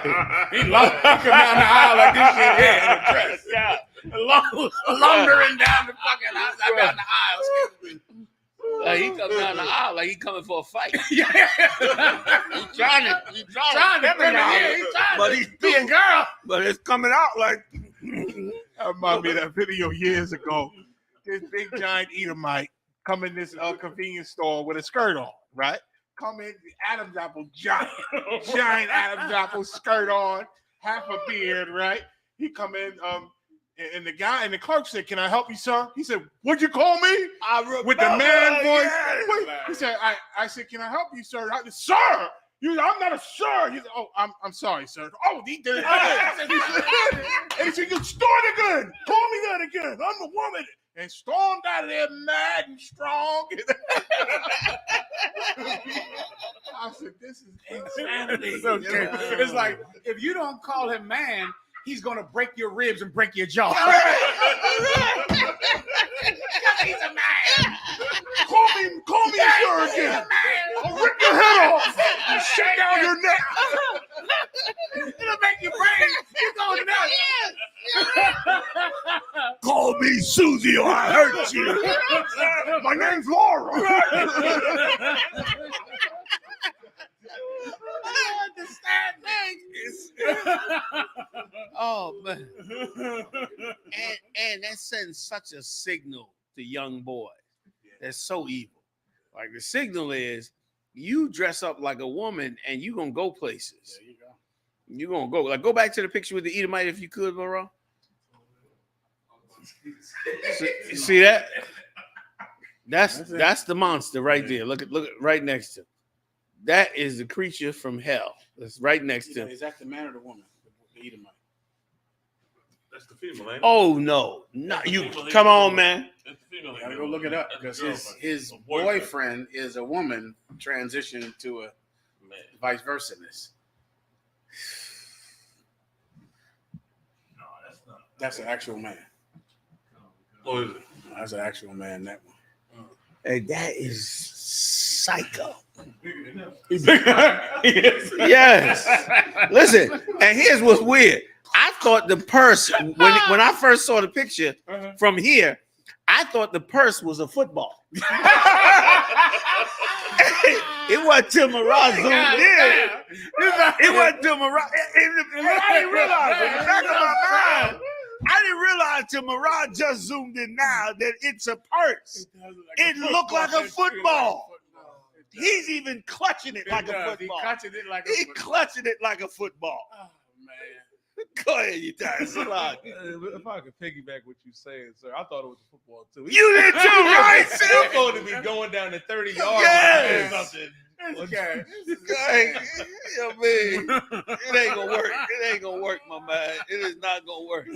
You know, man. Well, there you go. It's like, go ahead, you die. You can do the Grammys now. Look like a football. That's the same thing. That's what I thought. He clutching it like he going in for the goal. Look at that. Even the clothing look manly on him. Yeah, that's right. You know what? You right, Mara. You absolutely right. What a joke. You right. He got some shoulders on him too. Lucky, sir. Yeah. If I couldn't, that Gabrielle Union act like that's her son. I found out this week that's not even Gabrielle Union's son. No. She act like, she's his champion. Exactly. That's not even her child. I just found that out. Exactly. Destroying somebody else's kid. You die. If I may, sir, I believe we did the story. His actual mother was the one that was trying to fight against the transition. I remember now. Ain't that something? Gabrielle Union on every show, like she's a champion, Right. Like, why y'all don't love him? Nonsense. Meanwhile, this ain't even her kid. And of course, nobody interviewed the mother, the real mother. Ain't that something? Ain't nobody interviewed the real mother. Mariah, you was gonna say something, Slocky? No, it's lucky, sir. If I may, I was saying the face that he was making or she was making, like cuts with the bag. It looked like he at the starting lineup. Yeah, that's what I thought. For a touchdown. You know what I mean? I thought they was playing on the father's rep. I thought they was giving, even though it was the woman, I thought they was giving them the football to say, athlete, family, and all that. I mean, them some shoulders on that young brother. You ain't gonna tell me he wouldn't do good in high school. And like you said, Mariah, they had to put an oversized coat on him in an attempt to hide them broad shoulders. You know what I'm saying? Because I can guarantee you he's still training with his father playing basketball every weekend. You know, man. Right. The water. Go ahead. Might be getting them ready for the WNBA, like he died. The championship. That's another thing that goes on every day in America. Transitional men competing in women's sports, and they're breaking every record. Yes. They're breaking every record and dominating women's sports. All of the records are being broken by transitioning men. Whatever the term is. So you're gonna have men in men's sports and men in women's sports. There you go. I guess all you women going back home. There you go. They're gonna be in the kitchen. You'll be back in the kitchen. Yeah, man. Unless you like that grinder girl ready to cut them things off. Man. And even that one, I saw somebody talking about that picture with Kevin Durant.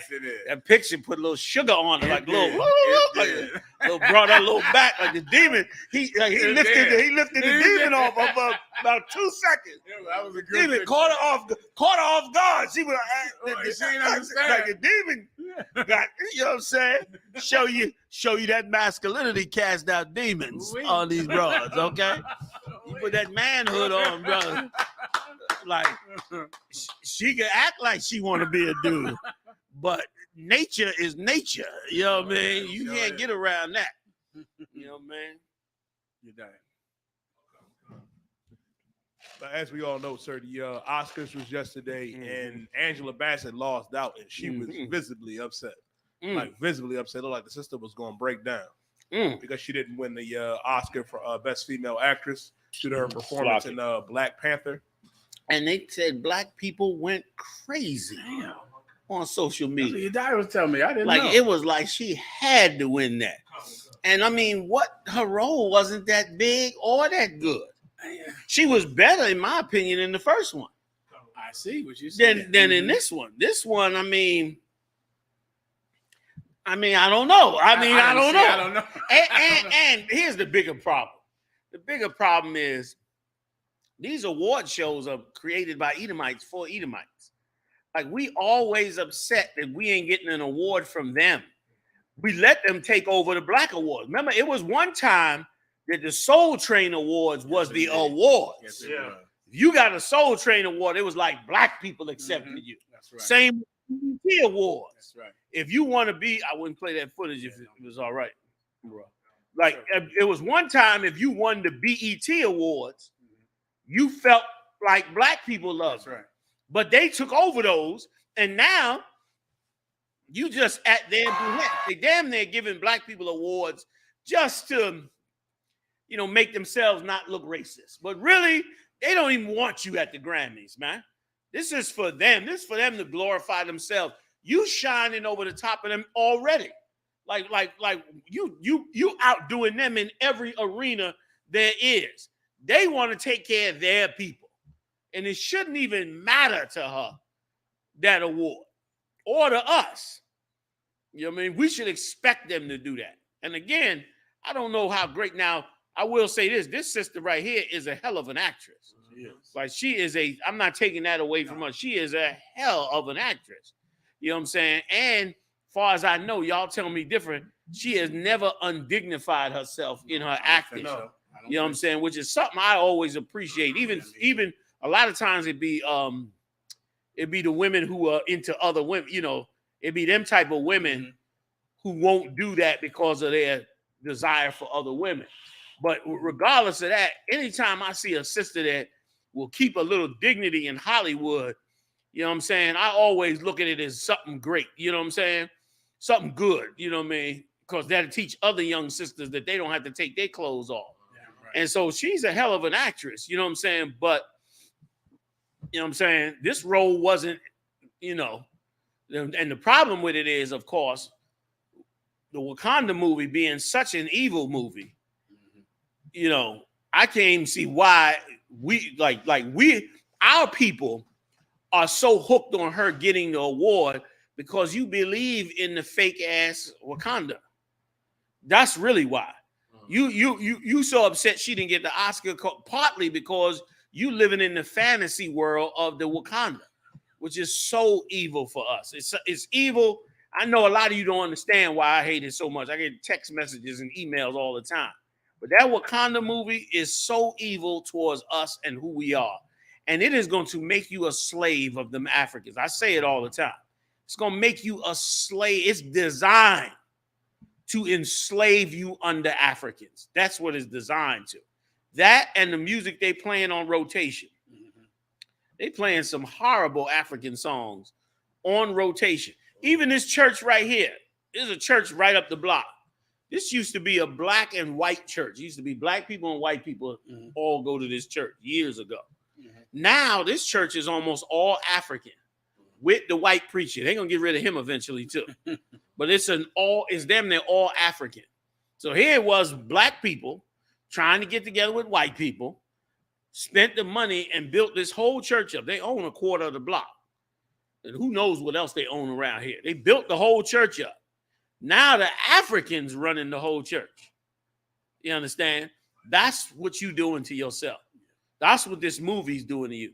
So, you know what I'm saying? Angela Bassett not winning that little cheesy award. What about all the movies she should have won the award for? They ain't give her that movie. I tell you, there was some movies she was, that movie where she played Tina Turner, brother. Did she get a Grammy for that? Or Oscar, whatever it is that they giving out. Them Edomites give her, because brother, she played the hell out of Tina Turner. Like them, even though they made Ike look like hell, but them times when she played against Ike, let me tell you something. Never won an Oscar for Tina Turner. She played the hell out of that role. Them times when Ike was beating on her, and them times when he was sexually assaulting her in the movie, brother, you could see the horror on her face. Like she brought that horror straight to her face. She should have definitely got an award for that. This, I don't know. You know what I'm saying? Look at that. That was another great movie she played in. He did not get an award for Malcolm X. Imagine that. They gave him the award for Training Day. Yeah. Like, why would you respect them anymore? And why wouldn't you own your own network and you need a set of awards among you? where they sit on the outside. And you can give them an award once in a while. You give them a little, all right, we give you an award. So you could really understand what's going on. So there was a lot of movies that she played in, man, that was way better than the role she played in this movie. But you got that poison in you. And look at tons of the movies. I remember that. That was a sci-fi movie she was in. She played in a ton of movies and played good roles in the movie. You know what I'm saying? And what was it? She was in this too. Waiting to Exhale. She was good in that too. Waiting to Exhale. That's right. Remember that? She the one that burnt up all Set the car car on fire. Walked away from it like X-Man. Yeah, like She played an evil ass monster in that one. You know what I mean? So she played in a lot of roles, man. But of course, we want her to win for the movie that we fantasize about because, of course, we brainwashed in this place. And brother, you know, I'm sorry, I don't feel a thing. And especially a movie where they destroyed the whole spirit on the sister. They made the sister like a you know, they changed her sexuality in this second movie. They went from totally feminine to totally masculine in her character. In, you know, the young girl, the one that played the Black Panther. So I mean, you know what I'm saying? Like, it should mean more to us than just the award, because our culture and identity is on the line. They got their culture. This is America. They got a whole history of murder in the earth, and they cool with it. But we don't have our history. Ours was ripped from us. So all we have is what we build in here in America. Yes, sir. So as we have what we build in here in America, we should be safeguarding ourselves over it. That's why the truth is, that's why I.S.U.P.K is so the bomb, because here's where you find your true identity. Sorry to burn the time on you, but here's where you find your identity at. You need all of that. All of that is what makes you whole. That's what's going to make you a whole person again. You need that identity.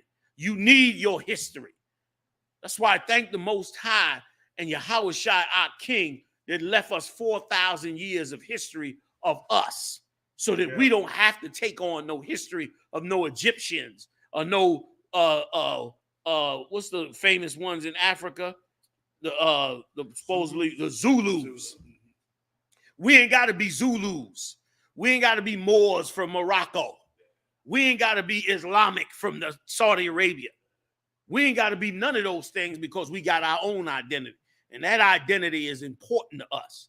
You understand? Without it, here's the proof it's important. Because look what happens when you don't have an identity. Then anybody can make a movie and tell you that's you. Look, that's you. And in your dumb, ignorant self, you will believe it. You'll believe it. And that's why you mad that she didn't get that award. Because you wanted, you know, Wakanda to live forever. Some fantasy place. You understand? That you'll never have in this kingdom.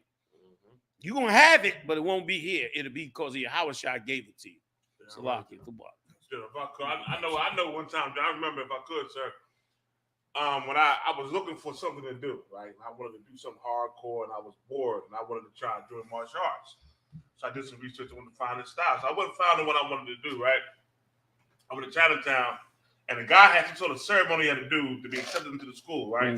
Which was his culture. So I went and did it. But I remember doing it. I'm in the middle of doing it, right? At the very end, and I'm seeing the style I wanted to study in a family crest, and in my mind I said, well, where the fuck is mine at? Like, I'm saying to myself, like, I'm doing this here, yo, this is Chinese.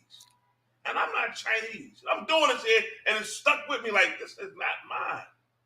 But I'm doing it for somebody else. I got to learn their culture, their way, but it ain't me. And I realized that.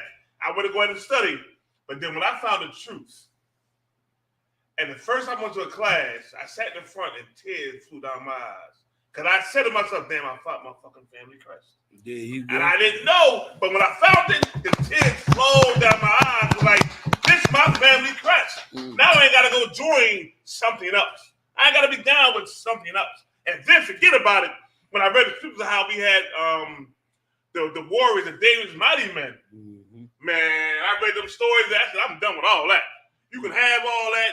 all that stuff out of the soil. And I realized by doing it, you learn their culture, their way of life. And when I really got deep into that whole thing, they was mimicking all the boxing brothers over here. You understand? Like taking their styles from it and incorporating into what they do. That's so right. Are you really that bad? No, you're not. And I read the scripture where it says, David's mighty man, the one brother Bonaiah who went down there and Benaniah who went down there and took the staff from the cat and killed the lion with his bare hand and killed that cat who the lion, Moab lion-like man or whatever. Two lion-like men. That's right. I said, man, what the hell am I doing? I said, the hell I'm done. You know what I mean? I'm going to get down with the truth. That's my family crest. David put this down. is my heritage. David put down Goliath. Put his big ass down. And he was shaming the nation of Israel. Yeah. He was shaming them like, come on out. Who coming out? Who going to fight me? He was shaming them. Yeah. David went out there young, knowing that he'd been out there in them woods and went and killed a lion and a bear.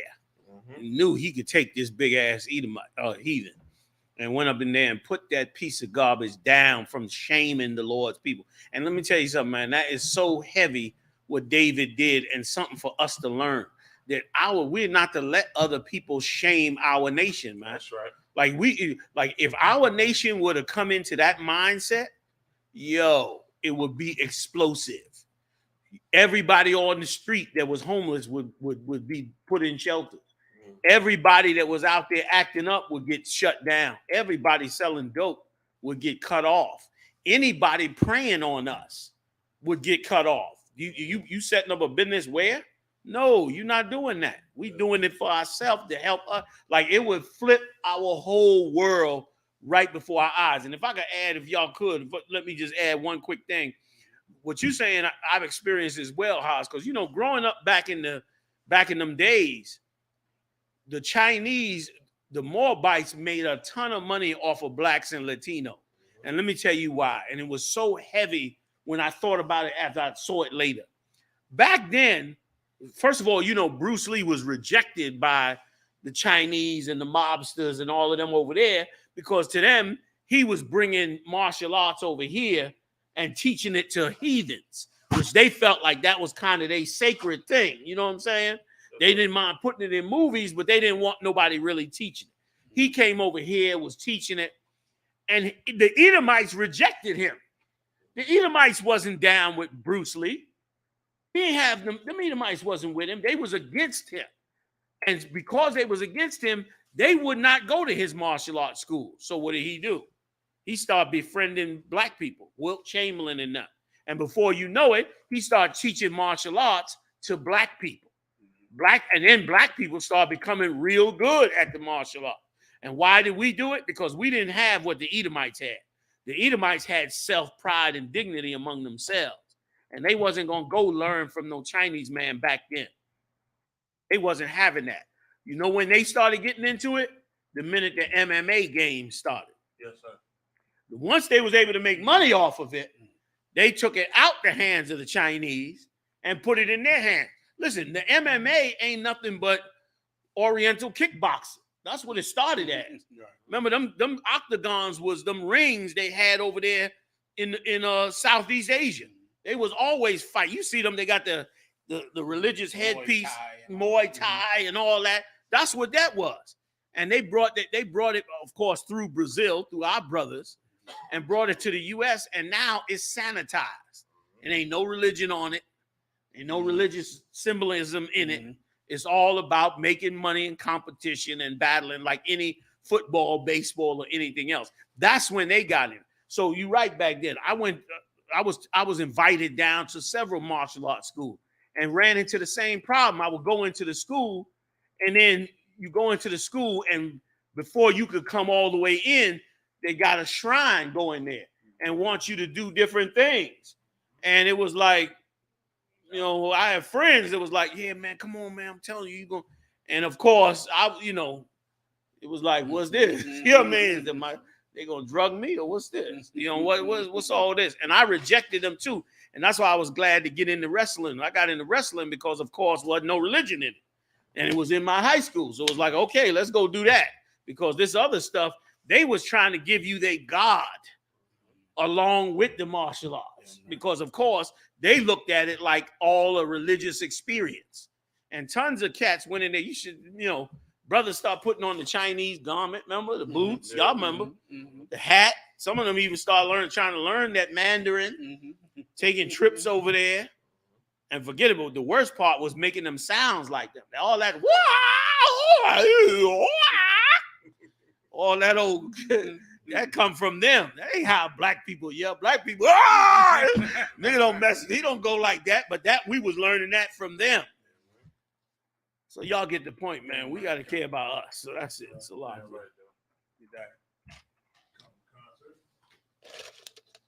U.S. government moves to stop potential banking crisis. The U.S. government took extraordinary steps Sunday to stop a potential banking crisis after the historic failure of the Silicon Valley Bank, assuring all depositors as the failed institution that could access all their money quickly, even as another major bank was shut down.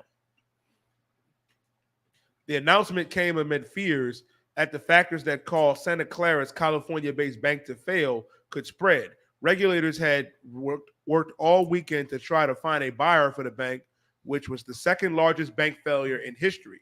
If I could, sir, I don't know much about this. I don't know why it happened. Of course, Democrats are blaming this on Republican policies. Republicans are blaming this on Democrat policies, vice versa. But they had a bank, I think a group of banks shut down this week. There's two of them. Yeah. 2 banks shut down in California. It was the second largest bank shutdown in history. The market scrambled and everybody got afraid of having their money in banks. They went berserk. America did something to stabilize it. Usually it means giving everybody money or doing something with the with the Fed. I think the Fed, the FDIC.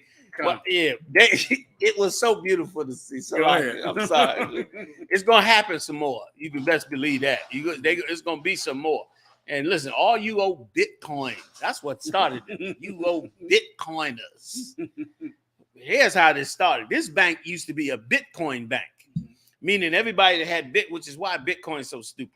Everybody that had Bitcoin was trading a Bitcoin for dollars through this bank. And I mean millions of dollars, doing all kind of nefarious stuff with Bitcoins and trading their money with this bank right here.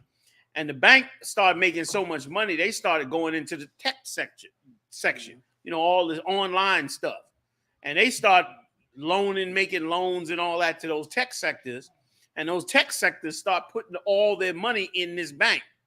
And Joe Biden, which he ain't saying, lowered the regulations on the banks when he got in office. So they really went off. So they start, trading them Bitcoins and trading the rest of the funds they had, taking risky loans and all of that. And of course, once the Bitcoin started going down, remember that Edomite that did that scam about 6 months ago? What was his name? It was a young Edomite. A young billionaire type cat. Yeah. Bitcoin guy. He had all these millions of dollars in Bitcoin. It was in this bank. And when they caught him scamming, once again, because the regulation was low, they caught him scamming like Esau do. He's such a thief. He steals everything. And so they caught him. They reeled him in, but they ain't know, or they knew 6 months later, this was going to fall out. This was going to happen because they pulled the rug up under that thief who was stealing and robbing and doing all kind of stuff in the bank. And they doing them in all these banks. And not only that, they really going to get in a crunch. They got to steal your money eventually because they want to go to war. And they can't have you free to do whatever you want to do while they at war. So they're going to try to steal everybody's money after a while. And so that's all that happened. And Joe Biden came in with the insurance. So now they paying off everybody who had accounts in there. And so I don't know if brothers got this kind of cash, but if you got more than $250,000, you need to move it into separate bank accounts, because over $250,000, they don't insure it. You're going to lose the money. So if you got more than 250 grand cash, make sure you move it into a bank, move some of it into other bank accounts, or you could lose it. You know what I mean? But that's that Bitcoin. That's all that is. All them investments in them banks. Wall Street ain't nothing but a hustle anyway. They showed that with the what's that video game? The GameStop thing. Remember the GameStop crisis? That's what the GameStop crisis was. The average people started betting opposite Wall Street. And then when it all came out in the wash, Wall Street lost millions. And they shut it off. And they shut it off because their job is not to lose. Their job is to take your money, give you hope that you're going to, do something. If you want to invest some money, invest money in real things, especially among blacks and Latinos. Like, why invest in something that Esau gas you up that's going to be amazing when you should invest in your people? If you lose, at least you lost help trying to help your own. You lose with them. Like that Enron. Remember that Enron? Oh, yeah. They said too big to fail. Brother, they wiped out millions of black people and Latino people's money. Wiped them out. Some people had their whole nest egg in those investments, man. But that's the future. This is where we going. We going to war. We going to bank runs. We going to domestic madness, more mass shootings. This is where it's going.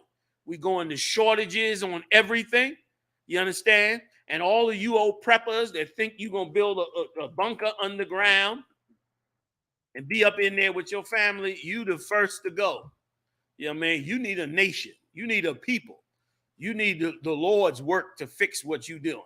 You got to all, do for yourself, of course, but you better be part of a nation or you're going to be a victim of every madman that's running around out here.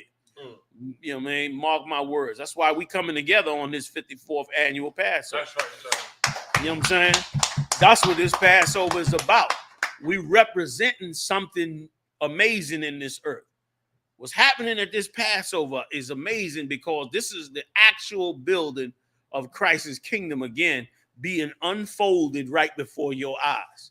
And this is the perfect time for you to step right on in and be part of this nation that's going forward and growing and about to take over the earth. This is what's getting ready to happen.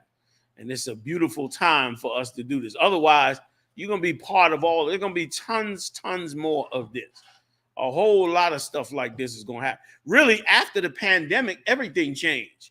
Everything changed after the pandemic. Some things became super expensive. Some things became super low.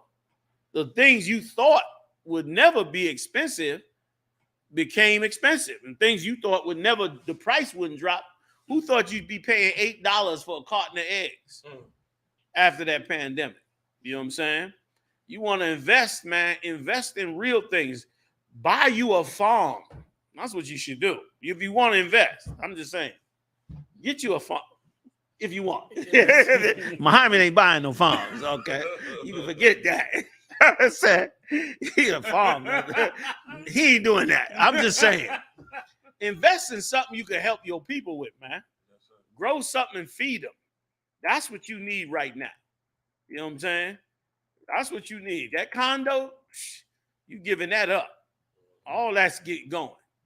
They're going to bring this place to his knees, and thanks the Lord for it. And not just here, all over the country. You hear what happened with the two with Iran and Saudi Arabia. They came together today. They came together, and they came together under China, which is the smoker. Like nobody expected. Listen, and you could hear the Americans was jealous. They was like, this is, it's good that they come together, but why are they doing it under China? Like, what does China have to do with it? China, China has never been a player in the Middle East to try and solve domestic issues and issues between countries. That's always been the Americans' job. Why are they? And they was jealous. China slid right on in there, broke a peace between Iran and Saudi Arabia, chilled everything out. Now because of it, the Houthis in Yemen is going to stop starving to death because they starving them over there.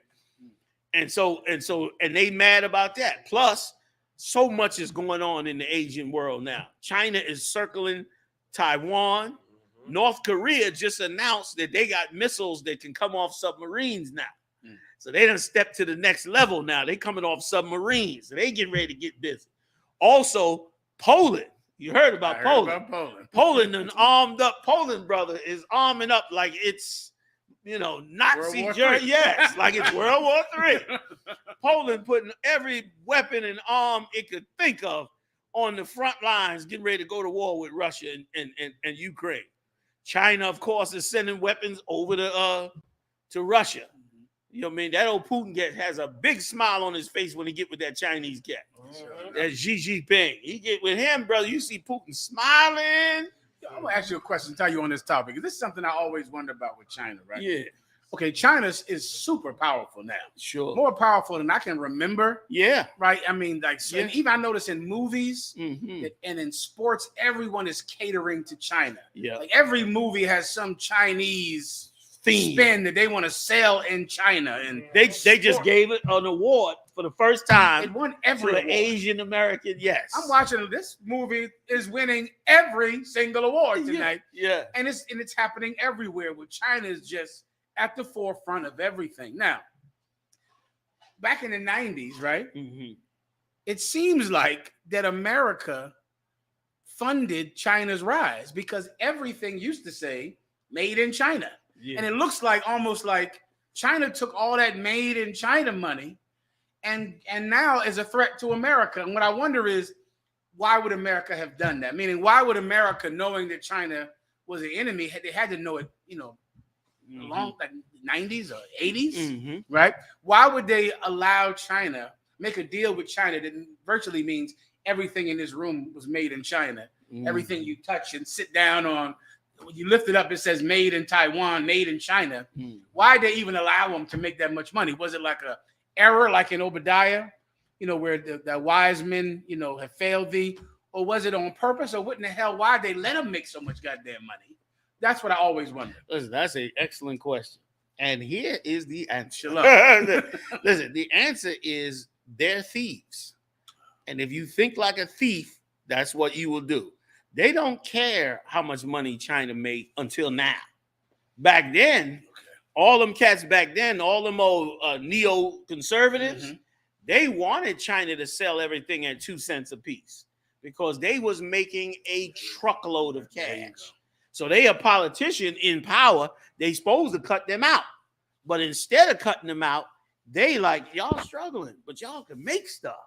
And they just made money hand over fist. Then when they started to turn? When China started buying ports in America. They start coming for ports. The State Department starts stopping them. Whoa, we ain't giving you them ports. They cut them off. China still kept on going. That's why. The economy in California is probably closest to the biggest state in America, if not the biggest. Yeah. And the reason for that is because all of the junk coming from Asia is coming in through California and being sold. Now, what they're not saying is that there's a ton of Edomites getting rich off of every little made in China. There's an Edomite getting paid off. Same way they was going over there making sneakers. You got Edomites. Right now, let me tell you what's on the cutting edge right now. Right now, you have Edomites that are going over to China and making virtual reality glasses. That's right. In a minute, you're gonna see everybody with virtual reality glasses. And the reason for that is this whole metaverse thing, but also because these virtual reality glasses that they make it are going to become so interactive that they're going to be able to do everything on the glasses. Call this person, send a memo to this person, get in touch with this person. Alexis, give me and they wired into your head. And on top of it, it got cameras on it. So they're going to be able to film everything. Now, you ain't going to make videos by setting up the camera. You're just going to have the glasses on and just start talking. Yeah, so and so. And the cameras is going to film whatever it is that you're talking about. You're talking about food. If you were a YouTuber, yeah, look at my cake, or this is my cake. Boom, and it's gonna upload right off the glasses. They trying to take it to the next level. Who's making that? China. Why you got to go to China? Because to do it here in America be too much money. So now they know China's the enemy. They still going to China to make the damn virtual reality glasses because of course they had to make money. That's why they fighting in Ukraine. because them Bidens, man, and them other Edomites down with them, that whole crew, they made tons of money. You know, they own oil up in Ukraine. They own oil and minerals and all kinds of money they making up out of that Ukraine. When Putin came down in there, it was like, oh, you messing with our cash flow right here. And that's when they wrote all that wheat. They making, and he's a thief. And that's why he just went on and did it. But then them Chinese was smart enough to know that they gonna come when they gonna cut us off. And they ran until Esau cut them off. But then they was too late. They was too powerful then. Go ahead, Al. It's like I said, General Kuthum had a question. Yeah. He said, is that why Donald Trump was trying to tax China, sir? That's exactly why. Because, of course, the Republicans don't like operating with countries outside of America. Even if America can't do it. Like, they ran all of the Latinos out of the country knowing that they did not have anybody to farm these farms. And these farms going out of business, they're giving subsidies to these farmers. Now, they're going to eventually come up with the prisoners and send them out there. But they didn't care. They'll cut you off. So that's why Donald Trump and them was trying to cut China off, because, of course, they looking at it like we helping them get great. But remember, Donald Trump's a billionaire. His billions is in hotels, in luxury countries. You know what I'm saying? If you say you're going to cut off Monaco, then he's going to be mad. But long as Monaco is fine, and Rome and Italy and England, he could care less about China. You know what I mean? And them little trinkets and cars and them little things they selling. What the hell he care about it? He in the hotel. So really, it's whichever thief is in power, he works the work his way. And that's exactly what's going on. And now it's too late. China done got up there and got, same with the Arabs. They lucked out with the Arabs. Here's why. Them Arabs, because it's not their culture to build high military apparatuses, is why they lucked out. Because if it was China that they had to buy that oil from, they would be buying that oil from a China right now in Saudi Arabia. You know what I'm saying? Like Saudi Arabia would be China. Yeah. But the Arabs, they don't fight like that. The Arabs, for some reason, that's not their style. They take that AK-47 and go in the cave. And they'll come out and fight you, with terrorism and tactics. But and still win many times. Yeah. But they ain't gonna build nuclear weapons. Well, they are building them now, but you know what I'm saying? Like for so many years, like you know how much oil money they made off of in Saudi Arabia? Them Saudi Arabians, brother, could have had, forget about it. They could have been more powerful than the state of Israel. But they didn't go that route because that's not their style. Educated. Yeah, on that level, exactly. Right. So, but the Chinese were. And they used it against them, and now here we go. We in it now. And believe you me, we in it. A Southeast Asian president, some little tiny little country, went and wrote some open letter to China, cursing China out. And I saw that open letter. I said, this is a tiny country. I said, what is this? Because if America backs that country and they try to fight off China, now we got the same proxy war like we do in Ukraine. And here we go, because that's where it's going. This Taiwan thing is coming to a head. And now America going to be fighting on two fronts. Then it'll be over to Africa. And brother, when they get to Saudi Arabia, time to strap up. Because this is at the end then. And boy, it's moving fast, and thank the Most High for it. Right. You know what I mean? It might seem a little scary. We over the time. It might seem a little scary to some of you out there that don't understand and have not thought about standing up in this battle to the end for Yahweh's kingdom. But this is where it was always going to come. Your little trips to the beach and whatever it is you're doing was always a temporary thing, and you should have always had it in your mind as a temporary thing. You understand? Like you are preparing for the end. That's the life that you're supposed to have. As a man, you should be walking like, we coming to the end, and I'm preparing, and I'm gonna build Christ's kingdom and bring the brothers and sisters in and deal with your family the same way, deal with your brothers the same way. You come into horrible times, but it's gonna be beautiful for you because you're gonna have the knowledge of the truth, and the Most High is gonna guide us all through this path on our way up out of here. A lot of things that we think we should do, we're not going to be doing. And a lot of things we think we shouldn't be doing, we're going to be doing. And the world will be looking at us sideways until they pick up and realize they know what they're doing. And it's going to be a blessing. Listen, you are a blessing. If you're in this truth, if you're in the ISUPK, you're a great blessing to brothers and sisters that's in the world, and they don't even know it yet. Right. They don't even know what the Lord is about to have you do for them. But it's coming quickly, man. That's why join us at this Passover. This Passover is so important. We don't know if it'll be the last one. I don't think it'll be, but man, this thing is moving mad quick. You know what I'm saying? They just said that they getting ready to put a ton of arms in Ukraine to fight Russia. They get ready. They talking the jets. That was the last thing. Once the jets come, you in a full out conflict. So the jets is coming. All Europe is armed up. They all getting their weapons together. Everybody in the world is arming themselves up, getting ready for the Third World War. All you got to do is prepare for the return of your king. That's right. So join us, 54th annual Passover, North Carolina, man. Join us every Monday night on this show here, man, at America on Fire. This is where it's at. This is where we laying it out. I got nothing but the heavy hitters in the building. General Muhammad, General Makahala, General Hazayan, Officer Marah, Officer Yediah, holding us down every week. And I want to say big shout out to y'all too, man, because y'all definitely, I know it's late. Y'all got slaveries. I know y'all be in here grinding with us, man, every week, holding us down. I want you to know we appreciate you. Appreciating the Patazah, Fabawan out there always doing the stories, holding us down with that. You understand? But Barack out of D.C., Mashak Mayan out of D.C., you know what I mean, working on the videos. A lot of brothers is putting hands and sisters is putting hands in this, man, that's been helping this thing along and keeping this thing going out and waking people up. We've been on the air now, man, for over a decade. We've been on this thing over a decade, man. Tons of brothers and sisters have woken up in the truth. You understand? Big shout out to all the other captains around the world doing their amazing work, man. Putting it down in this work, man. It's been a real, real beautiful thing that's been going on. Who else has been working on this show, man, for years with us? Am I missing? Who else am I missing? Did I get everybody? There's so many brothers that have inputted on this, man. But for time's sake, we're going to get up out of here, man. We'll see you next time live on the UPK, man. Yeah. Sure. Yeah.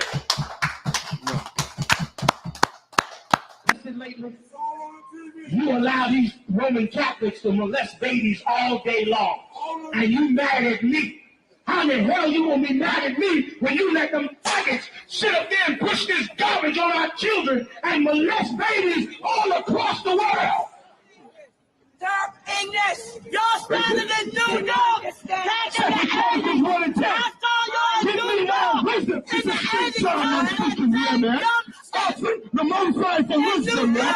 Not for money. Like these prophets ask for blood and death. Give me now wisdom. In the 80s! Man. The motorcycle for wisdom, man. Not for the death. Give me now wisdom. In the 80s! Man. The motorcycle for wisdom, man. Not for called Change of World. Some of you heard about it. Some of you asked me about it. It's about how in the future, according to the Bible, blacks will eventually rise over all other societies based on the power of Christ and his deliverance. It's a very power-packing book, has many scriptures in it, and it's a very, very deep book. I encourage you to get it. That book is $9.99 plus $2.95 postage and handling. You can write me here and you can get that. I also have another book called Brief History of the Illuminati. A lot of you have heard about George Bush's New World Order and how the UN is coming together. You're interested in how the summits are going and how things are happening. I got news for you. That is a pre-planned program that has started back in the 1700s. And it's right on up to the Bush administration. It is totally orchestrated by Satan. And this book is very, very heavy. I want to tell you a little bit about these videotaping cassettes before I take a couple of more calls. History of the World, Street Wars, The Real Jews Are Black, The True Color of Christ, The Third World's War. These are just to name a few of the videotapes and cassettes. All our videotapes and transcripts, we keep them at a very low price of $19.95 right in. And let me say this to all you brothers and sisters out there: you need these kind of books and these tapes in your library. This is a must. These are the kind of things that we need to be teaching our children. Okay, once they've learned the ABCs, before they get indoctrinated with Western civilization and George Washington and things like that, we need to know a little more about a stronger foundation, about the truth about ourselves. Okay, that's enough on that. Let me just run this.